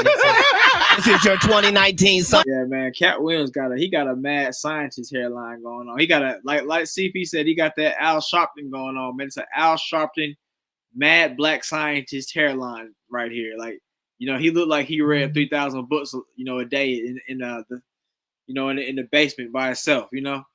But let's get it. Line that hasn't come out. But you had to open it up and show us it was Versace. I wanted to. No, I didn't have to open it up. These people are on radio. They can't see anything. Yeah, but you opened it up so we could see it. Yes, ma'am. Well, happy whatever stores for the Black Lane Bryant. That's right. Very proud. Okay, let's play some music real quick if we can. We going to a break real quick? Very all right, proud. cool. We go to a break. Shout outs to Forever 21. Yeah. This collection. That's right. Shout out. You don't remember me from wilding out, right? I'm not the right one to Jones on. Get this inmate out of here. If you can't get your blood pressure down, you can't call me that. Whatever, little mama. If your cholesterol is 600. Whatever, little mama. I'm little mama's baby daddy. No, you little mama. Bro, that's lame too, Lil Mama. He looked like somebody off Red Dead Redemption with that lineup, man. But yeah, that Lil Mama, that's lame. Yes, ma'am. Hey, and what are you, girl? You probably shouldn't talk about sizes. No, that's okay. You big on the radio. That's right. And you're big Turn in it prison. down. And you're Yes, big ma'am. in prison. I've never been to prison. You have 19 several felonies, times. no convictions. Yeah, Knock it yeah. off. Prison and jail aren't the same. No. Okay, No. Calm No. down, calm down. Only one of us has $12 worth of jewelry on. No. No, $12. No. That all is available. $12, If you want to have Wanda's jewelry, please go to Sitgo or Quick Trip at any point. If you buy 2 packs of Newport 100s, they will give you everything Wanda has on right now for. Hey, you know it's bad when your co-host that you've been working with for years is sitting there laughing. It's like they ain't on your team because it's like maybe you are, you're just such a, you're what's the word? I can't even think of it right now. But you're just a person that's just hard to deal with, man. You're unbearable. So they just sitting there like, man, I'm glad somebody finally got that goddamn. $7.99 and it comes with a free car wash. Won't you come on down? Yes, thank you. Absolutely. We appreciate it. The show starts at 9. Wanda gets to the stage at 9:17. Please come on down. Go, Shay, please come get Miss Katt and do her hair. She's almost out of breath. Be careful now. Even on the radio, you can hear the fact that exercise has crept into her vocabulary. Hurry up, little mama. We're done. You already used that one. Don't repeat your jokes, fresh comment. Go ahead. We'll go to Get break. your ass out of here. Yeah, man. So y'all see right there, man. He dismantled her. He destroyed her. Let's go on back and check out the rest of this here Katt Williams. Yeah, but he destroyed her, man. He killed her, like CP said, man. Killed her. She had no chance. She was putting in horrible response times or response jokes back. But let's get it. Oh yeah. I'm saying. What do they say when a guy shoots the air ball in the NBA? They say air ball to make sure everybody knows. But again, he still got to get back on D. Right. Like the game didn't end. He don't get to throw his hands up and sulk. Right. That's supposed to be used as a learning experience. Most comedians don't get booed enough. I mean, this is how you end up with a Michael Blackson who's a real African doing a fake African accent. Okay, no. This guy is mad at me. All I did was give him the best advice of his life. Remember, he was wearing dirty dashikis, and I told him he needed to dress to be in the position that he's trying to say that he's in. And if you're the African king of comedy, sir, there's actually comedians in Africa doing comedy. If you're going to say that, you got to go to Africa and get a school, dude. Everybody got, you got to put in some work. And these guys, they take my advice, they change their whole persona, and then they hate me for it. And generally, hey, what y'all think about Michael Blackson, man? Like I used to think Michael Blackson was funny when he used to have that it was like a every week thing he used to do. It was called the He Beach. It was actually really funny. Like he'll have a group of people, whoever was doing some efforty for the week or something like that, and he'll talk about what they did and why they did it, and then he'll do that little trash African dance and all that, and he'll be looking super ugly and all that kind of stuff, and it would just be funny. But I don't know, like now it's like, I don't know. He be saying some silly stuff on the internet and he be doing some silly stuff on the internet. Like his skits be kind of like a little coonery and buffoonery sometimes. It's like, I don't know, Michael Blackson. I don't know. What y'all think? Y'all still got love for Michael Blackson? Y'all never thought it was funny or what? I'm just too big to comment or make a statement about it or do a live or any of that. But when it gets to be a whole grouping of these guys, I got to come and talk to Shannon. I got to lay it down at the altar. You know every comedian. This is the other side of Kirk Franklin prank. This is the reckoning. 2024. The reckoning. You watch that. You know every comedian that's been on my show. You watch every episode. No, that's not what you said. You said I know every comedian. You know every comedian. You're limiting me. Oh, you watch every episode because you know things. You know things.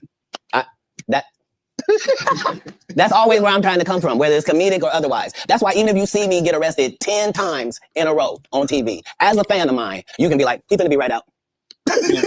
Yeah, but they just say it. Damn, the He didn't do verdict it. is that. He couldn't have. It's stupid. It ain't funny. Why would he do something stupid knowing he got to come back and talk to us? Nah, they respect that every time it happens, I'm gonna be free as a bird sitting out here talking to you about it, that it really was what I said it was. That's all. You end up, you come down, you're in LA. Yeah. Now, I'm reading Katt Williams won Cedric the Entertainer's and Heiser Bush Best Los Angeles Comic Award. Did you win that award, won Katt Williams? It's a simple yes or no. It's not a rhetorical question.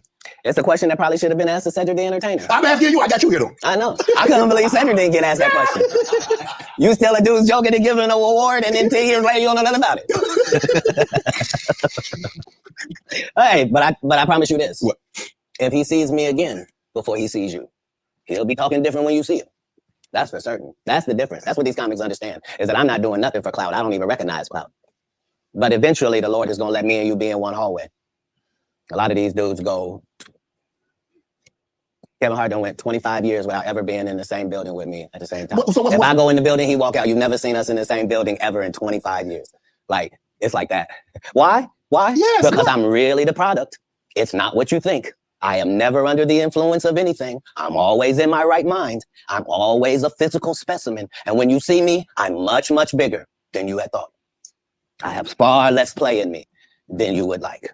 And I'm relentless. I'm out there. I'm still, to this day, I play 11 games of basketball with a 20-year-old. The record is 92. Y'all think Katt Williams can fight, or he just run around here just talking? Wolf tickets. 2 and 6. This is just in the yard, just to the rack, just because. You work out, Katt? I mean, no, you work out, Katt? Not to the gym. You don't work at the gym? You push ups, sit ups? My whole life it was just push ups and sit ups only. I would do like 100 push ups a day. Just. I thought you were gonna say 1,000. No, because this is literally every day. Right. This is not for the gram. You know what I mean? Like literally 100 a day. And I would do push ups, and then I tore both my rotator cuffs, and so it was only thanks to golf that I was even able to get my. You a golfer now? I've been a golfer for quite some time. My short game is impeccable. I can't get you but 2 and some change off of the off the tee, but I'm still coming in for par guaranteed. You playing for tips? No, I found that you don't get anything for that. It seems very egomaniacal. They go, hey, Katt, for free, you can go further back. Hey, what? Wait, does it still count the same? Hey, I'm up at the ladies' tee. Don't tell me my pronouns. On the golf course, I'm she, her, him, them, and they. Whoever at the front tee. I know we're joking. We're having a great conversation, but you did win the award. How did the award help your career? It had to help some, Katt. Nope.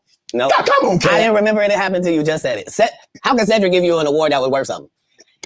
Everything Cedric and Ricky Smiley ever been in got canceled for not being funny. Ricky sat here and told you that they cut him out of every movie he did. They always had a reason. Like, that's why I'm funny, because I'm a happy person. I laugh all day long. I can't even imagine. Hey, what did y'all think about the Steve Harvey show? Speaking of that, man, all these guys had all their stuff canceled. Did y'all enjoy the Steve Harvey show back in the day when it was on, or did you even watch it? Did you even know about it? What did you think? Cedric the Entertainer, I don't even know what he had. Like I said, I think he was like the retarded janitor on the show, and that's all I know him from. Ricky Smiley, just the radio. Don't know him off of nothing else. I like the Bernie Mac show. The Bernie Mac show was cool. Jamie Foxx was a good show. It was funny. Yeah, that's all I can think of right now. What y'all got, man? Imagine the misery of these bums. Doesn't not be good at what you do, not work hard at what you do, but have to act like you're the best at what you do. It is crazy. It's crazy. But they be touring. They be doing like 100 shows a year. That's me. I don't run into none of them. That's what I'm saying. If you a Phase Out Love fan, you mean you've been a fan of him for 32 years, you still waiting on him to do his first special? You mean to tell me if Steve Harvey your favorite comedian, you mean you've been waiting for him to do stand-up for 15 years now? I mean, Steve got a lot of DL still out there. None of those irons matter to stand-up. Who cares that they wrote a placard for you to do Family Feud on? Like, you're successful because we're surprised you can talk for a living and it's entertaining that you're going to say some funny country things. But not a writer. Right. Not a writer. How did you develop Money Mike and get it? I mean, everybody talk Money Mike. How did you come up with that and say, you know what, this is how he should dress, this is how he should talk, this is how he should look, this is the kind of whip he should ride, this is how he should talk? So if you'll remember that was my first movie, just understand that what I did then, I've done with every single role, whether it was an Emmy-winning role or whether it wasn't, whether I was playing somebody homeless, whether I was playing a dirty vagabond on Atlanta, whether it was an eccentric guy in First Sunday, regardless of what the role is, the first thing I do is erase me from it. Okay. So anything that I would naturally do, that's what I'm not going to do because I'm playing a different character. Okay. Right. So I then create this person based upon real life circumstances. So I don't have to wonder what a pimp thinks because I've been in that position for a little while.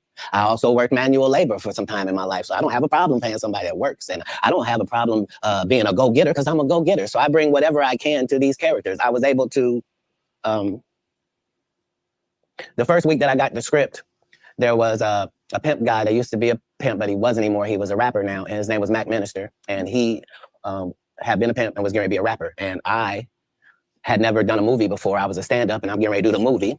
And so I was able to craft what a real pimp was like, what was too much. I didn't want to be stereotypical. Right. I did the research. I saw how many times people played pimps, and they were always It was always something weird about him, Right. I guess, because it's a weird job. You know what I mean? Right. And I wanted somebody that didn't seem like none of that he really thought it was a business and treated it like that. And so, you know, adding those levels to acting is what all actors do if they're not Steve or Cedric or Ricky. Like, you're trying to create a character. You can't just be Faison in every movie. Like, you're just gonna take your shirt off on every movie. Like, why does it say that in your script? Man, let Big Worm live. Let him breathe, Katt. Let Big Worm breathe. Call him out now. Hey, Faison was in Parenthood too. Y'all remember that movie? I mean, not that movie, but that show, Parenthood, with Robert. I think his name was Robert Townsend. Was that the dude? I thought that show was all right. I think all the young dudes had a crush on Zarya, but I think he played Wendell in Parenthood, and then he was Big Worm, and that's the only roles I know about Faison. I think he might have been in some other stuff too, but it wasn't memorable. What y'all know about Faison? Has he been in some other stuff, or am I bugging? You having an unnatural allegiance to losers is not like you. No, I ain't got no allegiance to the man. But you got to admit the role that he played, Big Perm and Friday now. You got to give him credit for the role now. Come on now. Let me ask you a question. Yes. If what you're saying is correct, why wasn't he in Next Friday or Friday After Next? I mean, his role, it wasn't good. Sorry. Warning. There was a lot of people that appeared in the first one that weren't in the second one, Katt. I'm just telling you why. I'm sorry that there's a news flash that there are reasons for things in a business. Yes. Oh, okay. Well, why did you bitch D-Lo? He had 2 points. What are you talking about? Shut up. But I like him. Nobody cares about that. That's not what we're talking about. These are business conversations that deal with businessmen. Right. Right. When you're good at something, you should progress. The guys that are not as good, they should fall down by the wayside. That's natural. So you believe if your talent doesn't support it, you should fall by the wayside, and the guys that have the talent and they get elevated, they should move. No, that's what water says. That's what the universe say. The universe say the levels. Not I say. Who am I? I'm nobody. But I'm working every day as if I think that's what should happen. Is how it should be. And I'm choosing comedians that also write and work hard and don't steal other people's material. And I'm making sure that they all make $300,000 a season. And I'm making sure that they're not ever signed to me or my conglomerate. And that's why they're successful. No, you can work with me and still be an independent businessman, boss owner like you came in. Right. I don't need you to be subservient to me. That's those other guys that make you pay dues. You said earlier that I never liked that about certain guys. Like when they're a little bit bigger, they got something. And you're trying to work under them and trying to get yourself right. They kind of want you to. It's like they expect you to stay the same for your whole life. They don't expect you to grow. And I think that that's cool for him to be like that. If he is really like that, he might just be out here faking and flogging and acting like he's just that guy. But yeah. You rewrote a lot of what Money Mike was to say and how he behaved. So they allowed you the freedom, the liberty to ad lib. How much? Would they allow you to just make an interception if it didn't nobody talk about it? As a football player, if the ball comes your way, can you just grab it? Can you make an interception anytime? Are you allowed to pick up any fumble? You can do any hustling, right? Oh, okay, same here. But here's the thing, though. Even as an offensive player, they might let me ad lib once I get a couple of years under my belt. They wouldn't let me ad lib as a rookie. That was your first movie. I told you the conversation in my first movie, just because I am committed to laughs. The only way I made it past those 300 comedians, I didn't tell you this. What it required is I had to watch all 300 comedians 10 times a piece. I watched your set 10 times of you performing, whoever you were. And then I counted how many laughs you got every time you did these amount of minutes. So if you told me this comedian and told me he did 30 minutes, I could tell you that he got 26 laughs in that 30 minutes because I had done the numbers on everybody. So I didn't just say I was funnier. I knew I was funnier than the comic you liked. And I could tell you how many jokes funnier I was because that's how we judge stand-up. You do 15 minutes, I do 15 minutes. How do I know I'm funnier than you? Because you got 6 laughs and I got 16. I'm almost 3 times better than you, low-key boy, but I'm never going to tell you the formula. So you going to keep just going out there telling jokes, not understanding that psychologically, the audience by 10 years is convinced that I'm funnier than you. They just don't know why. Because I'm putting out more content, better. I had Terry Crews on here. He said at the time that you did the movie, you were homeless. Is that true? This was my situation. 5 months prior to me getting this first audition for Friday After Next, I got this baby son. I'm holding him up above me. He grabs my little chain. He's playing with it, and he accidentally drops it. It breaks out my front 2 teeth. I'm in a situation now where when I go to the dentist, they telling me this is going to cost thousands and thousands of dollars to fix this right. They're not telling me what it's going to look like. I go get an estimate with no money involved, find out what I need to do. They find out you got a tumor in your upper jaw, so we're going to have to do a whole surgery for you. It's going to be 100 bands. I don't have it. And I'm only gonna have this check from this movie. So while I'm doing this movie, we live in this trailer. This is where we live. So when they come to work at 5 in the morning, we already there. When they leave at night, we still there. We just double back because we understood that this is our one opportunity. And we have this opportunity to change our lives, just like a young man going for the draft. Right. We can actually get in the league with this. There are 30 comedians on this cast. They're all magnificent. This is the holy grail of the situation.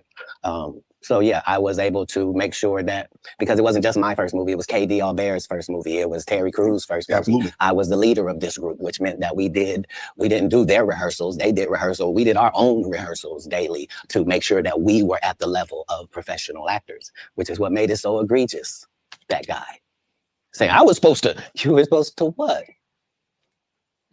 Katt did have a good part in the movie, man. The Santa Claus was funny, man. That's a good little story, man. He came from the struggle with that one. The dude said the entire time we were filming, I can't play this role. They got a bandana over my nose and my mouth. My family not even gonna know who this is. So yeah, tell your story. Terry Crews also said that you guys had a lot of conversation, that this was your opportunity and you needed to seize this moment. Terry had the benefit of having been in some very high profile situations already and took L's. Like he had been in the league, you know what I mean? He had done pro wrestling. He had done a lot of things. He had been televised and some things that hadn't worked. Right. And this was just fortuitous for him. And now you know what nobody has ever said in the whole industry in 20 years about, you know, the whole Money Mike not getting raped in the bathroom. Right. So I understood going in that there's no reason. I lost for a 5-year period, every single movie that Kevin Hart did was a movie that had been on my desk, that all I had said was, just, can we take some of this step and fetch it shit out? And then I can do it. Like, it don't need to be overtly homosexual, because I'm not homosexual, right? It doesn't need that to be funny, right? And me saying that and them going, oh yeah, no problem. And then going to give it to this other guy and having him do it just like it was and acting like I'm a bad person because I keep standing on my standard. But yeah, it's interesting, but I wouldn't change it for the world. Like, again, I'm on the winning side of these decisions. You know, look, I've had Cube, I've talked to Cube, and a lot of people say Cube doesn't pay. What's your relationship with Cube, and what did that opportunity mean for you? Well, the ungrateful bastards that would say anything about Cube's payment, you shouldn't even talk to them anymore. Like, you don't go to Goodwill, you don't go to a Goodwill thrift store and go, look at all this cheap ass shit. Why don't you shut up? Why don't you shut up? You could have went to Hermes. Why you didn't go to Balenciaga? Why you didn't get a bowl to the ball man? You want to have that conversation? Right. What you mean the independent black dude who's filming it partly out of his fucking pocket? What you mean he didn't pay you enough? They weirdos. That felt like they earned the opportunity because they were big. No, yeah. I understood. That ain't no $200 million movie. Well, I mean, how much did you expect you was gonna make? Well, I made enough to get them teeth fixed just like you did. Yeah. So I oh man, he didn't call another stray, man. That boy Shannon been catching strays the whole time. That he don't even know about it, man. The whole juice, the whole steroid juice, the teeth getting fixed, crazy. It was no harm, no foul. I knew that I was gonna go from there, and there was no. They were gonna turn it back for Katt Williams. Well, here's the thing. I wrote it. What I'm saying if I did it and I did a good job at it, you can thank me. I was involved. Right. I'm not gonna come later on and tell you I never even read the whole script. So how you know what roles? What do you mean you never read? like.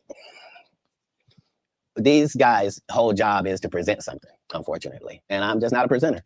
If you ask me a question, I'm just going to tell you the truth of how it went. Would you be willing to do another Friday? Cube already asked me to write it. I was supposed to have been writing it.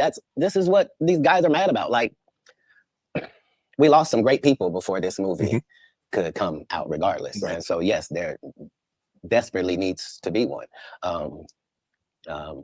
But we miss John Witherspoon in a way that can't really be quantified, if I'm being honest with you. And the Chris Tucker that we got now is Epstein Island Chris Tucker, not Smokey. Oh, Lord. Yeah. Whew. If I didn't know no better, I'd tell you he's the greatest. I don't care. That boy Chris Tucker was looking bad. He looked like he'd have been at Epstein Island on them pictures I seen with him and DC Young Fly. Shout out to CP the artist, man. Chris looking horrible out there, man. He looked like a dirty pastor, like he been taking folks and you know the Lord would like it if you did this. You just took care of me now. The Lord would like it if you did that. The Lord would you go to heaven. He was looking like he was out there making them backdoor deals in the back rooms, man. But yeah, man, that's crazy, man. And that's crazy that Chris Tucker been to Epstein Island. That's absolutely crazy, man. I think I did hear about that before, but that's just I find that that's kind of odd that he's in them type of circles and stuff. I can't wait till they go ahead and pull the list out so we can really see who's running around here, on some weirdo time. Hey, what did you say? To be confident and not delusional is a real skill. Most of these confident people we see is really delusional. Well, you don't think they asked Chris Tucker to come back in the second Friday? Smokey was all in Smokey. There ain't no Friday without Smokey. We all agree to that, and there's no next Friday without Friday, and there's no Friday after next without. Nah, we talk about the road because you said that they don't. Here's the thing. Here's the thing. Chris was allowed to make the decision at the time that this is happening. Katt Williams is known for smoking weed. Willie Nelson is known for smoking weed. Right. Snoop's known for smoking weed, but none of us is really known except Willie. And I'm saying Chris Tucker didn't want to be the poster child for smoking weed. He don't smoke weed like that. Right. He in the church. He Michael Jackson's best friend. Christmas. Michael Jackson called him Christmas. You ever met a man that gave you a little nickname like that? No. Me neither. That's LGTV right there. You ain't about to call me Christmas. My name Chris. You talking about some Christmas? Watch out, bro. Watch out. Must be the greatest. Man, I ain't gonna be able to get nobody back. I ain't gonna be able to get no more comedians. They all coming. No, they ain't. Are you kidding? Nah. Hey, I promise you. I got all the rest of them. I done got the ones. I promise you, everybody trying to double back. You're gonna be having to beat them all with a stick. You won't let him. They're coming. Much as. You on Def Comedy Jam, Comic View. What were those experiences like? What do you remember most about Def Comedy Jam and Comic View? Comic View was everything. Comic View was really the break, and not Friday After Next, just because Comic View was just 3,000 of your stand-up peers, and we just throw sets of all of them up there, and we see who the audience likes. Who do they like? And it was a great wild, wild west time to be involved in comedy. And the same is true for Def Jam, because hip-hop was a fad at one time, and hip-hop ain't gonna last, and why are you doing that? And that's how it was for blue comedy. Mm-hmm. If you were a comedian that cussed, you were ridiculed by the mainstream comedy geist. That would be like me being on Joe Rogan. Joe don't want me on there. I need to be on Shannon. Joe got 6 comedians that never been funny. He want to push out. But I will admit that Joe Rogan he be having folks on there and be like, with comedian Johnny John. It's like, brother, who is this? He's not funny. And y'all are just talking about y'all sitting there talking about January 6th and some offset like white guy activities like going hunting and eating bear meat and stuff like that. And this dude's not funny, man. Joe Rogan has always been a guy that, he be blowing folks full of hot air and hyping them up so much. Like Joe Rogan, like if you watch UFC or MMA, Joe Rogan will tell you yeah, this guy's the greatest jiu-jitsu practitioner ever. He's a black belt in 3 different states, and he's a great boxer. I think he could handle Floyd Mayweather, and then he get in there and get washed. He get in there and get put in a blender by some dude that just came out in the trailer parks. But Joe Rogan hyped him up so bad. So yeah, Joe Rogan, yeah. Sometimes Joe Rogan be interesting, but for the most part, Joe Rogan's show is just like, who are these guys? What are you talking about? That's really how it is. I'm so sorry I'm competitive. You're an athlete, right? Yeah, I can tell. You understand. Will there ever be another Comic View, Def Comedy Jam? Could that, in today, 24, 25, 26, could we see that again? They've already announced it. It's already going. You didn't know? Mm-mm. Yeah, Kevin Hart purchased it, so he's now doing Comic View. That happened at the same time that they gave DC Young Fly Hollywood Squares. Where? Yeah, because they tell you that there's no gatekeepers, but we keep seeing the same people open the gate. Didn't Kevin open the gate and let Tiffany in? Ain't he now opening it up for... Don't such and such open the gate. What do you mean ain't no gatekeepers? There's 100 gates out here. Everyone I've seen got a keeper. Would you have wanted to do Comic View or Def Comedy Jam? Would you have wanted to be? I think we just mentioned I did them both. No, I'm saying purchase the rights and refranchise it. Nope. They didn't offer it to me anyway. Like Comic View did a couple of disservices to comedy as well. Mm-hmm. So there were people like me that were out there getting 2 and 3 standing ovations in one set. And that wasn't good for television. So what they did was they started making everybody get a standing ovation. So they would tell the audience, when they get off stage, everybody get up and cheer. And so now the fact that I'm the only one out there going to get standing ovations is now making people think everybody get a standing ovation. And that's not how comedy is. So right. I understood why that couldn't go anymore, because hey, Comic View was good back in the day, man. I used to enjoy it. It was I was a kid, so I guess it was just everything seemed a little more funny. But it seemed all right back then. Remember, Ricky Smiley sat right here and told you a story about how he performed with Mike Epps and Katt Williams when he did Comic View, and to let him tell it, he was funnier than both. My name lived down. Talking about the special needs. That's good. That's a different That's time. some clever material. That was a different time, Katt. No, it wasn't. It was the time I was there. But I'm saying that time, this time, same times. No, but I'm saying just like people that tell you the Egyptians, they're not black. Egypt is in Africa, folks. As long as Egypt is in Africa, then Egyptians are African. Do you believe you could tell the same jokes today as when you started out? I mean, Eddie Murphy not telling those jokes. Richard Pryor wouldn't be able to tell those jokes in 2024 that they told in the 70s and the 80s. So they wouldn't have told them. But that's my point. They're not inferior people. No. If they were in this time, they would be going according to our time. Just like then, we were going according to that. Like, that's how it is in the world. There are words that we can use for a while. And when we use them for a while until somebody says, that ain't a good word, we should stop saying that. Correct. That don't make people feel good. And we stop saying the word. And we move on to another word. You can't say the R word. You can certainly say special needs. Yeah. You can certainly say spectrum. You can, there are things that you can say to get your point that don't have to hurt people. Right. But you would know that if what you did was construct the English language for a living, then you would understand that part. You financed your first stand-up. You had it cost you $22,000. You had $25,000 to your name. Yep. Why did you decide to do that? You believe that much in Katt? I believe that much in business. In business, the goal is for you to become independent and be the boss, take the responsibility, and also get the profit. Okay. That's all. How can I be looking for you to put me on if I wouldn't? And if I can't show you what you missed out on, why would you believe me? Now, the fact that I was able to do it 12 times, that's the real thing. The part that I'm able to do it all across the country. The fact that every time I do a tour or a special, you think, oh, that's sponsored by somebody. Somebody did a good job. No, just the guy they're kicking around. Just the one that might mentally not be all there. He's the one picking the outfits, writing this guy's material, booking the shows, making sure he gets there. He's the one hiring the other comedians. But hey, I knew that that's the end goal. So if that's the end goal and I'm there when I start, why would I deviate from that? Right. Remember, my goal was to get this far in Hollywood and still have a virgin asshole. Damn. And never have sucked a penis. That was my only goal. I didn't want to get with a white woman because I was scared she might have me running down the street like Jonathan Majors. Come on, Katt. Not because I didn't like white women. I think white women are as great as any other women. But that's another stray at Shannon Sharp. I'm not gonna act like I'm not scared of them. I have a reason to be scared. You could be Kang the Conqueror, and they could take your rabbit ass down in 2 weekends. And that's the truth of the matter. So I stayed away from that. And remember, I told you the drug story from when I'm in the park. Yeah. So these are just the things I had all. I think before Jonathan Majors, I say Kobe Bryant was like, well, I don't know. Like some people say Kobe Bryant did it, but it's like, bro, I don't know. Like if Kobe Bryant can get caught up with a fake grape charge, it's like any black man can get caught up. And that was like that. I remember my mom was like, yes, don't be messing with the white girls now. They can get you. And that's like the only thing like I guess parents have against like you messing with them because they can get you caught up like that. And I mean, I guess not to mention the fact that they probably already have like a little history of thinking with the wrong thoughts, but they can get you caught up. What do y'all think about that? Did y'all's mom ever have given y'all a horror story or something like that? Or was there a particular example that y'all's mom might have used? Let me know. All of those when I came in, I already was ready for that. That's what they don't like. I did not know. You're telling me and showing me a side of the business that I didn't know. That you guys, the competition, the competitiveness. That's all business. I don't care if they're selling Coke. You wouldn't believe the things that Coca-Cola says about Pepsi. You wouldn't believe the water conversations between Dasani and Liquid Death.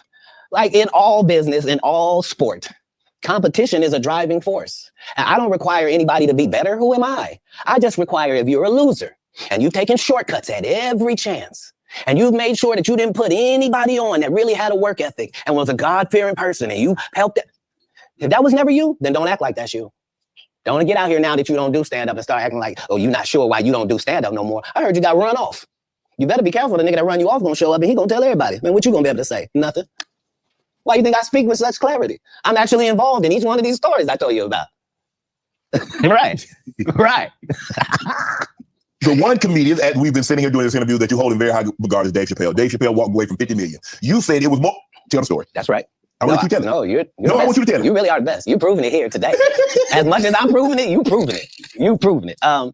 Yeah, that wasn't the thing. It wasn't. People say that he lost $50 million. No, that's not even close to what happened to this dude. And until you understand what happened to the dude, you don't understand what happened. Like, no, not they offered him $50 million and he turned it down. Who gonna turn down $50 million? Now I've had to turn down $50 million 4 times. 4 times just to protect my integrity and that virgin hole I was telling you about. Right. Because P. Diddy be wanting to party. And you got to tell him no. You got to tell him no. I did. See, I got the receipt for everything I'm telling you. That's why I can say I'm so freely. Can I need know? You here? Get to know. Thank you, sir. Thank you. Yeah, man. Everybody's just airing P. Diddy out, man. Oh, nasty. Yeah. Come on. Because early on you was accusing me of being. Katt, man. It's crazy. I mean, but you know, some of these people. Martin tried to put me in my first dress. When he had to go on his hiatus, he tell me, Katt, when I come back, I need you. You're my young partner. You're my brother in comedy. When I come back, just promise me that my next movie, it'll be me and you. We're going to do it together. We're going to do some buddy cop shit. I said, Martin, you got my motherfucking word, my nigga. Go do what you got to do. When you come back, I'm in your movie. Don't trip. I don't need to see the script or nothing. You know, we get in that office and this fool pull out Big Mama's House 2. I almost died. And I got to read this script from all these good white people. Where this nigga want me to get in a dress with him. And I'm literally saying to everybody, why is he in a dress again? You already played the old lady as an FBI agent. We can play anything now. We can be playing a dog catcher this time. Why do we need to be in a dress? And I get so mad, I say, you don't want me. You want Brandon T. Jackson. And that's what they went and got. Twice I said it, they went and got him. Just like I'm telling you, I had the other dudes work. I had all of it. All I did was say, I want to punch it up so it's not offensive to real niggas. And that's how I got in this position. I sure hope I have Club Shay Shay after this year. It's going to be in a dimension it's never been. Yeah, it's going to be. Why would it be down? I feel it's going like Katt Williams say, it's not going to have no issue. It's not like you saying anything bad or saying anything in particular about anybody. You just run around here being scared. Oh, no, you don't want to talk about Mouser. Like, imagine if Katt Williams had actually talked about, more white people in power. Shannon Sharp would definitely cut this interview off, bro. But luckily he's talking about like black folks in Hollywood, Cedric, Steve, Kevin Hart. So yeah, if he said more, he said like, let's say he mentioned like the next guy over from Harvey Weinstein, like the other guys that we don't know about that haven't gotten caught. Shannon Sharp would probably be like, no, okay, now Katt, Katt, no, Katt. The greatest thing floating in 2024. Mark the words. No way. In a whole different realm of business. Oprah coming next. Once I establish this as a place of truth, oh yeah. Watch. God's people ain't that few. Prince. You met Prince.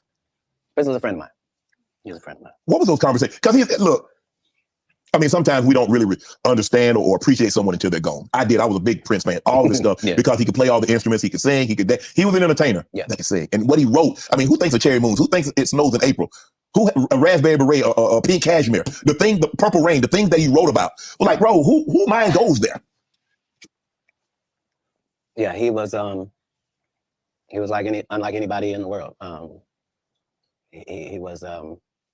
He was just an amazing individual. I was able to meet him when I was 12, and I knew him my entire life through all of his changes. I was able to assist him many times. If you go look at Prince's car collection, you'll see that Prince don't have not one car Katt Williams ain't got. He got the Prowler from Friday After Next in there. He got the same Bentley as me, because we share certain things. Our connection was lyrics, musical lyrics, women, and cars. And those are the areas where he trusted my opinion on things. So did y'all share women? That's odd. I guess now he's saying, he trusts his opinion. So maybe Katt was like, yeah, that girl, she ain't worth nothing now. She ain't worth nothing, Prince. Don't take her. And he was like, okay, I won't do it. And that's where I got to be helpful in his life. And he was helpful in mine in all different types of ways, especially about the business, as far as being a black man that was rich in this business at 18 years old, had already did his first $1 million contract, had already broken records, was determined that he didn't want to be like anybody else, was so great of a guitar player that black people just stopped caring about guitar, and he got left out on a limb and somehow still had to create his way out of that. He was just really a 1 in a billion type person. I was lucky to know him. Now, there are specials and the streaming. I don't know. I don't think there's as many, and there's no DVDs now. So where are you on this streaming, the specials? I mean, obviously you still tour, but how much do you focus on? Okay, I'm gonna tour, say 100 days or 150 days, but I'm gonna do a special. Well, now that our relationship with Netflix is at the 8-figure mark, 8? How you said 8? How often you want to make them? Oh, you said 8? I mean, like right. 5, 6, 7, 8? Got to be 10 million to qualify. Yeah. So what I'm saying is, once you're at that level, how many would you do? I'd be willing to bet you say, every time you turn around, I'm gonna be doing another one. I think that's what you would say if you was any good. Yeah, and like I said, with 12 comedy specials, why do I need to be in these conversations with these specialist people? Sid ain't got no special, you remember? Steve ain't got no special, you remember? Ricky ain't got no special, you remember? Faison ain't got no. What? So why do y'all get special? Yeah, it was 20 minutes long. It was good too, though. It was. He's good. Not it was good. He's good. He's good. Don't think because I said something derogatory that I don't know how to hate. Earthquake has consistently. I don't think anybody's ever said Quake wasn't funny. He probably never been booed. Yeah. I don't think he's ever given a bad performance in his life. But his just due was overdue. He was in a whole different situation. Yeah. Because he wasn't able to translate the stand-up to the movie thing. He took a hit. Most people don't take a hit. They're just judged on their stand-up. Right. So yeah, no. I even though it sounds like there's a lot of people, that's not the case. I'm a proponent of all of us who are in this business working hard trying to make it. When you got into stand-up, was crossing over, was doing TV, was doing movie, was that a part of it? You're like, okay, I'm doing stand-up. Okay, the next progression is TV movies. Throughout the history of stand-up, sir. That's the goal for all of us. That's how it goes. That's why when you hear these dudes talking about, oh, I didn't want to be a movie star. You just know it's disingenuous. Like, what are you talking about, dude? Yeah, oh, no. I just wanted to do a game show. Right. What? Are you sure? Because I thought. Yeah, that don't even sound realistic. Why would I just want to be run around touring, standing up when I could just do a movie and make a nice little chunk of change and be straight for a little while and not have to worry about just constant tours. I mean, some folks, I mean, you like that, but after a while, you would get tired, wouldn't you? It seemed like it would be a hustle. It'd be a rat race to a degree. And the money wouldn't be the same. You did Mark Curry's show over after he had just done hanging with Mr. Cooper. Why would you do all of that man's stuff that he did on his show on yours and then do the dude's stand-up when you go on the road? And then you never put Mark Curry on your show or nothing. Like, if you don't say anything, these dudes will run over you. I don't know if you know how bullies operate. But if you don't stand up for yourself, there really is nothing they won't do. Right. You're a very generous man, Katt. You were the sole sponsor of Melba Moore getting a star on the Hollywood Walk of Fame. You did all that on your own. Why? Do you have a personal relationship with Melba? No. I understood that she was a Black woman in a time where it mattered what you look like, and they had a certain thing that they needed you to look like and act like in order to be successful. Right. And she just never did that. She wasn't tall enough. She wasn't fine. They didn't like her looks. They didn't like that her hair was natural. They talked crazy about her, and yet she still made all of these achievements. And I'm like, understand, I'm already in the Comedy Hall of Fame. I'm already going to heaven no matter what happens. If it ends in a second, I'm up there. So it gives me the leeway to do some things that are simply because it's the right thing to do. So the truth of the matter is they wanted to give me a star, but please don't consider me and this person been sitting on this list this whole time. And just because they ain't got enough money, they can't get their just due. That's crazy. When do you start? That's hurtful. What if somebody can't afford their flowers? You mean they don't get them? No, God don't operate like that. He would send a dummy like me to come and take care of that. Just so that the right thing happens. That's how the universe works. Because remember, what am I spending my money on? I'm not spending my money on strippers. I ain't spending them on drugs. Like, what? Because if I go in a strip club, I'm only trying to get her out of there. Yeah. I have no intention of her or any other people being in this position. If I see a girl I like at the strip club, I'm telling her, you don't have to strip no more after this. This could be your last day. How about that? Ooh. What would it be like just to leave it all? You ain't got to be a hoe no more. I don't even want you to go get your purse. Just leave it. We get new ID. We get new ID and credit card and social security card. We don't need none of that. None of that. This life don't look good on you. You don't even look like a drug addict. Got me thinking, Katt. You hear these athletes talking about, yeah, we was out there tricking. What? Why? You're part of the problem. You're part of the problem. What do you guys think about that? Would you try to save a stripper if she was fine enough and she had a nice little she talked articulately and all that, and she didn't have no extra tattoos and all? Would you be out here? You ain't gotta do it no more. If you have the money for it, doesn't sound likely. Not for me. Stop paying people that you don't have no respect for. It sets it up bad for us. We got women out here can't find a man because they acting like him. You are alpha. Now the alphas all want these subservient husbands. You can't have one. No. That ain't gonna happen. It ain't gonna happen. Sorry about that. Okay, go ahead. Boy, you done got me canceled how many times in this program? Where's the camera? I didn't write nothing I said tonight. It's all been on these cue cards, and I'm just gonna keep reading them. Ask your next question. The Migos. Do you have to get out of a financial situation?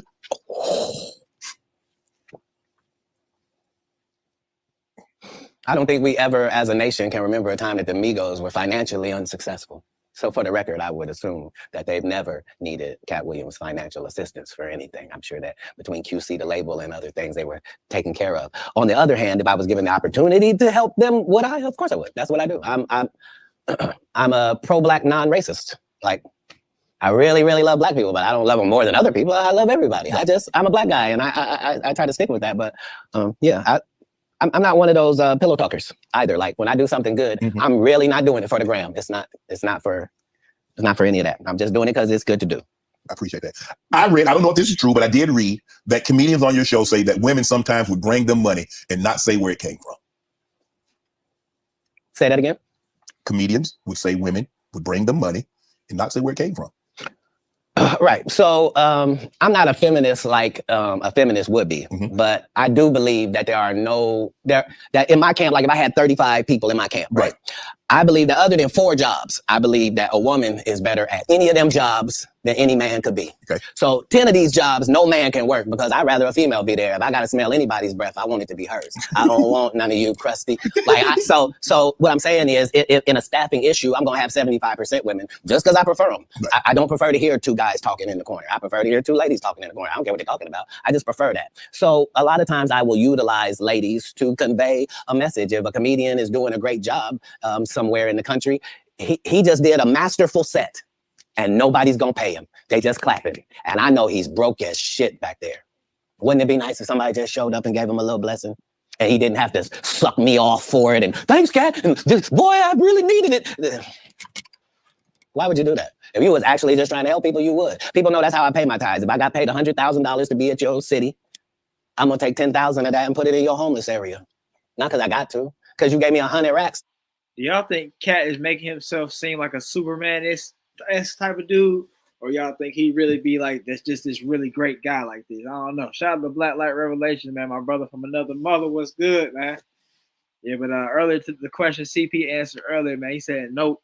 He knows some in ATL and they're crazy. You're right. Even the bottle girls at the strip club and the waitresses, all of them is crazy, bro. Everybody that works in the strip club, for the most part, has some type of issue. It's just a bad, toxic environment. Horrible. Horrible, horrible, horrible. But let's keep going. To come to your little rinky-dink town. Who would I be to not pay my tithes back to your town? That's how I got in this position. Wow. You adopted 7 kids. Why? That's a lot of kids for a man that's as busy as you are, travels as much as you do, on the road as much as you are, spend a lot of time, because you have to spend a lot. I mean, it's not easy. I mean, maybe it comes so natural to you to put pen to paper and to write things down and be able to go out there and perform a set. But that's a lot of responsibility, Katt. Right. Right. But if there was a God, what would he think about you if you did that? I'm saying, let's say, for example, that God is real. Yes. Okay. And let's say he be looking at what you do. Yes. What would he say if you did that? He said, Katt, that's a very kind gesture. That's very generous of you. My whole life, since I was telling you when I was young and they was asking me what I wanted to be, and nothing I wanted to be was what I wanted to be God's friend. That's a weird thing if you're atheist. If you're atheist, I didn't even say nothing. But if you believe in God and I tell you that I wanted to be God's friend and I wanted to even go to Hollywood and still be God's friend, if I told you that was my aim, you can understand where I'm at. Like, I promise you, no jealousy, no bitterness, none of that. I got exactly what I was trying to get. I haven't been shorted in any way. I mean, 7, 8 kids, single. You gonna get married? You remember the conversation where it was me? Yes. And I didn't know what was gonna happen to my 2 little brothers and it was just gonna be out there? Yes. So when it gone full circle and I'm one of the richest men that ever lived. And I don't mean, please don't look at my net worth. That's all my net worth. I had that on me. I swear to God. What I'm saying is, like,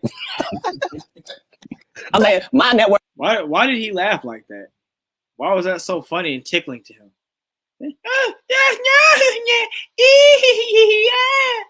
Come on, man. It's less than my last Netflix deal. You understand what I'm telling you? It makes sense. But I'm fine. Jesus was poor. Jesus ain't had nothing. So why don't we mad you say I don't have nothing? They had the amenities they had back then, okay? Say it again. We got different amenities now. Not more than gold. Gold was the amenity of that time. We still got gold. Gold still running. They have the Rolls Royce. They got you can buy an ass. That's what they call it. Buy a biblical time. They were cheap. I'm saying if you really want to say, I'm saying a Cullinan is cheap. So back in the day, I would get my girl a donkey. Today we get her a color name. But I'm saying whoever, whatever it is. I'm saying I'm saying because what we gonna do? I done already told you I'm one of the richest people that ever lived. Yes. Only in the fact that when I wake up in the morning, no matter where I am, I don't need nothing.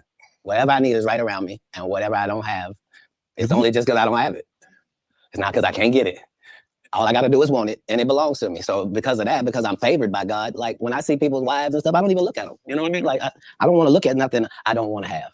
Because I know how blessed I am. If I look at it, I got it. Yeah. That's how Diddy be feeling. Come on, man. Oh, man. So you're not supposed to look at Diddy is catching strays, man. Diddy, like if anybody ever goes to Diddy's house, if you starting to make it and you go to Diddy's house, you're officially a suspect guy.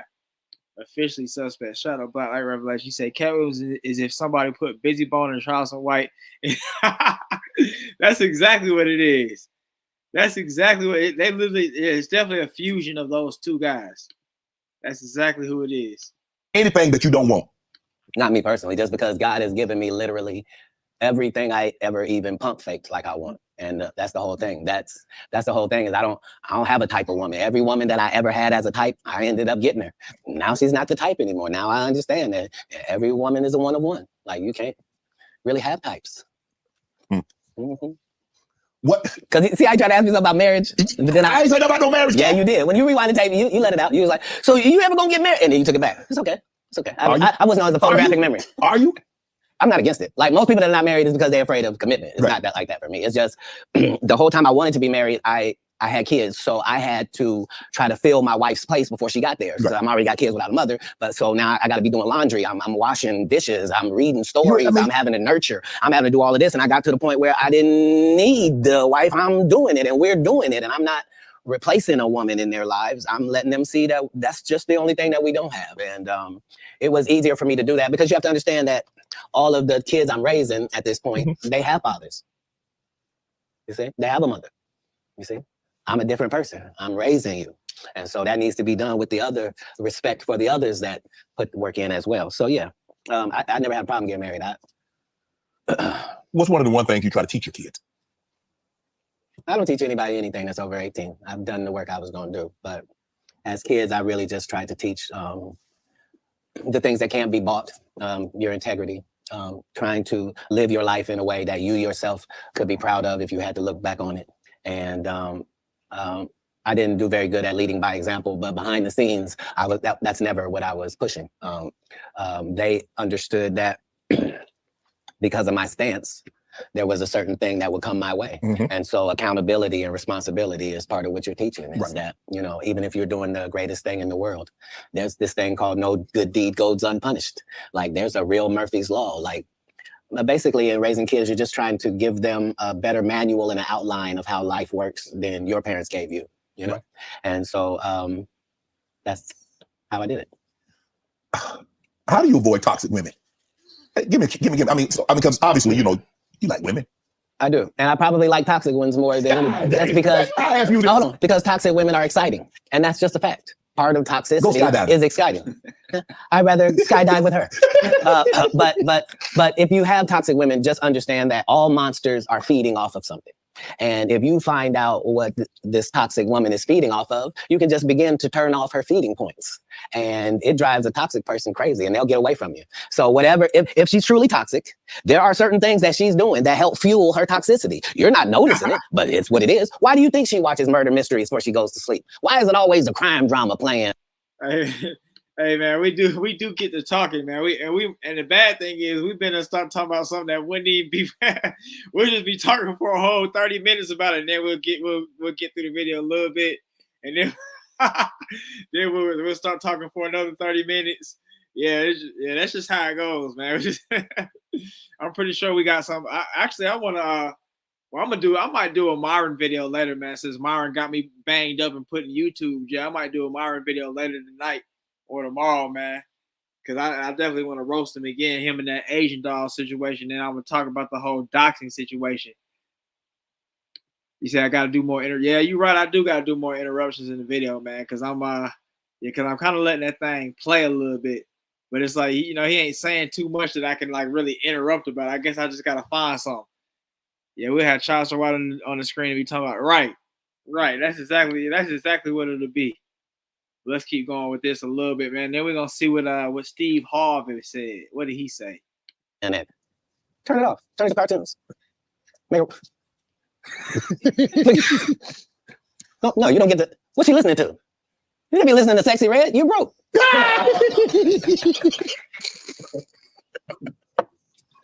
Toxic people are trying to get things. They're not being toxic for no reason. They're gaining something out of how they operate. That's why they operate like that, because they get something. As soon as you find that out, you'll be able to cut off what they're getting, and they will leave. Yeah. You were married once. Never. You weren't married? Never in life. So would you have a cohabitation agreement? Never. How can I be a single parent and be married? You know, there are people that like were married and then they get divorced and then they become single parents. That's how that works. Yeah, but a person who's never been married means he's never been married. Okay. I'm gonna take your word for it. Why would you need to take my word for it? Hold on. If I had been married, wouldn't somebody say who she was? No. It might have been a long time ago. Nope. I've never not been famous, sir. I just worked the story out to you. I don't have no hidden mysteries in my life. Yeah, man. Katt Williams, his child situation is a little interesting, man. But let's go cut that, man. And then I'll stop being a live stream goat and we'll go ahead and check out what Steve Harvey said, man. What did Steve Harvey say? Let's see. What did old Steve Harvey say? Let's go. They say Steve Harvey done responded now.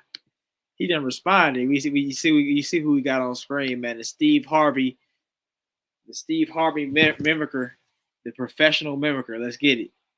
Yeah. Steve Harvey here. Yeah.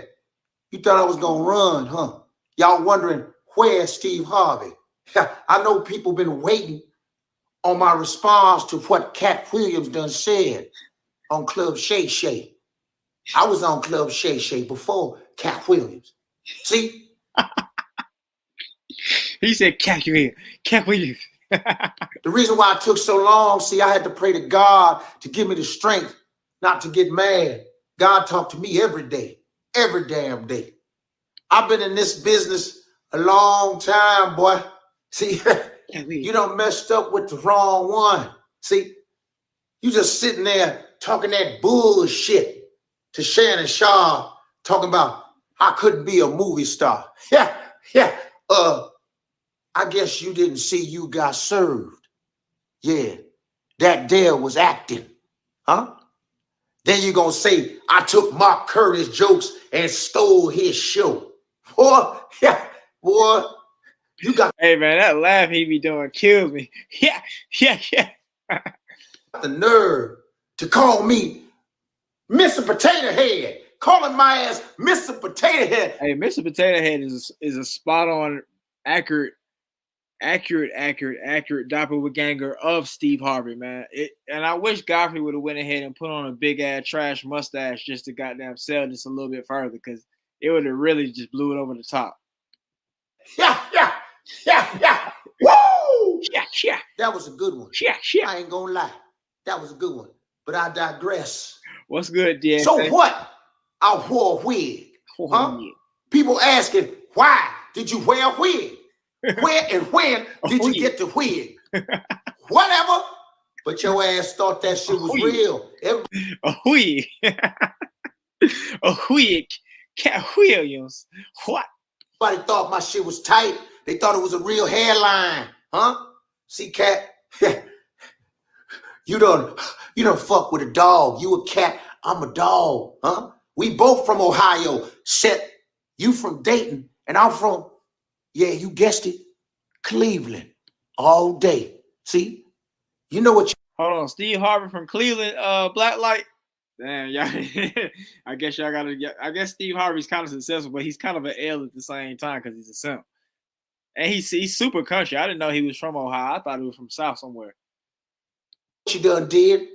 You done started a war. Yeah. Anytime, any place, boy. Anytime, any place. You know, I feel like a rapper. Yeah. This here's a rap battle. Yeah. I'm gonna spit a couple bars for your ass, Katt. Huh? Watch this. I'm gonna show you some real skill, boy. See, you done fucked up, boy. Better watch your ass. That there interview might be your last. Talking all that shit and telling them lies. I see your ass in the street, boy. I'm about to swell up them eyes. Yo, I don't give a damn what people say about Steve. I'm gonna get money. You best believe, yeah. You got one more time to fuck with me, little dude, because this here gonna be a real family feud. Yeah. I'm telling you that right now. Oh, yeah. Williams family, Harvey family. Let's play the feud. Survey said. Oh man. Yeah, man, that's yeah, that dude is pretty funny with the voiceovers and the impressions rather. Yeah, man, that was definitely hilarious, man. That was a interesting little insight by Katt Williams, man. But like I said, man, I want to do another stream with Myron versus the whole Asian doll thing. How even, how they had that little thing rekindle, and we'll do a little short stream with that. And then I want to talk about the whole Jonathan Majors interview, man, because he was running around here looking stupid, man. Jonathan Majors looking like one of them dudes that got out of prison after being falsely accused for 30 years, and then they get out. Now they want to. Everybody need chant now. They get out. They start forgetting everybody and being all docile. Everybody need chant now, man. She lied on me, man. I got my butt took in prison, man. But everybody need chant now. Everybody need chant now. So yeah, that just how it go, man. Well, yes, sir. What do you think? They decided they're going to only give you $30,000 for 30 years of false imprisonment. What are you going to say about where it's okay, man? They had that's how these dudes be, man. That's how Jonathan Majors is slick with this whole thing, man. He got put down. He got took down. His whole career is in the blender currently. He don't know where he's gonna end up. He might end up on some goddamn Tubi Tyler Perry movies for all we know. But yeah, man. Yeah, that's what we're gonna do soon. And I appreciate everybody that that stayed and watched, man. Shout out to y'all, man. CP, Blacklight, DSA, Win, Loser, Roy, Brooklyn Queen. Shout out to you for the 5 ducats. Shout out to you for the 5 ducats. And CP, they did Jonathan super dirty. He got done super dirty. That boy got a looks max and a gym max. And next thing you know, he got done dirty. Done real dirty. But yeah, man, that's it for the video right here, man. I appreciate all y'all once again, man. I will see y'all next time.